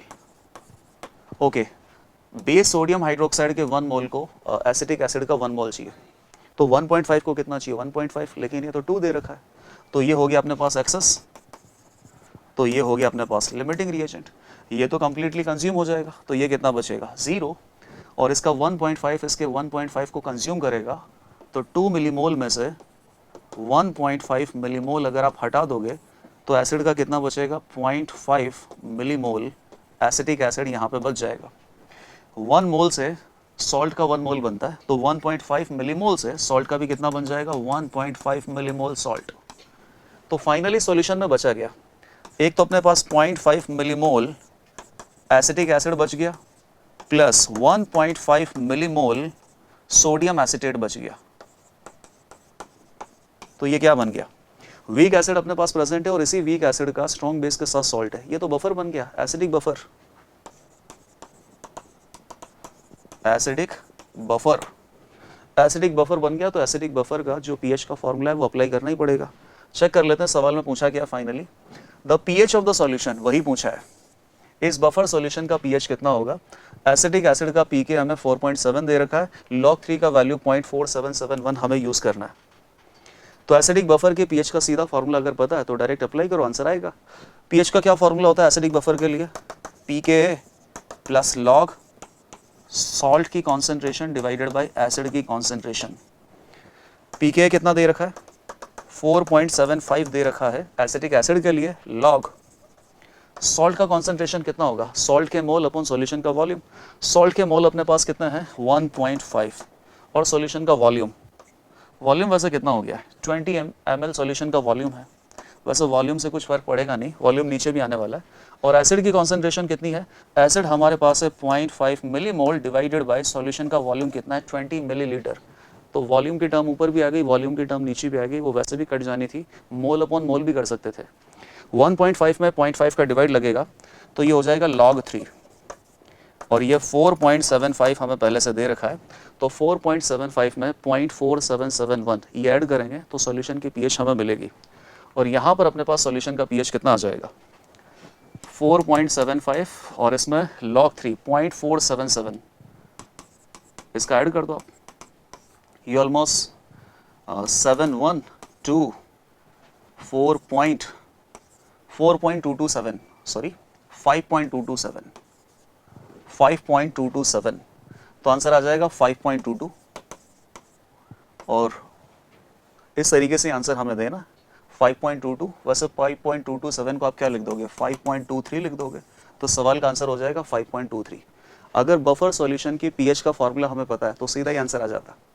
तो यहाँ पर बस पहले ही एक्सप्लोर करना था कि एसिड और बेस की रिएक्शन से बनेगा क्या, सॉल्ट बनेगा तो सॉल्ट हाइड्रोलिसिस के फॉर्मूले लगाओ, बफर बनेगा तो बफर वाला फॉर्मूला लगाना है। Okay, now next question. So this is question number 25 and it is last question, theoretical सवाल है जहाँ तक नजर आ रहा है। Which of the following salt is the most basic in aqueous solution. आपसे ये पूछा है कि यहाँ पे जो 4 सॉल्ट दे रखे, इन चारों सॉल्ट का सोल्यूशन जब आप प्रिपेयर करोगे तो कौन सा सॉल्ट सोल्यूशन सबसे ज़्यादा बेसिक आएगा। तो आपको एक्सप्लोर करना है कि सॉल्ट के अंदर एसिड और बेस वाला पार्ट कौन सा है।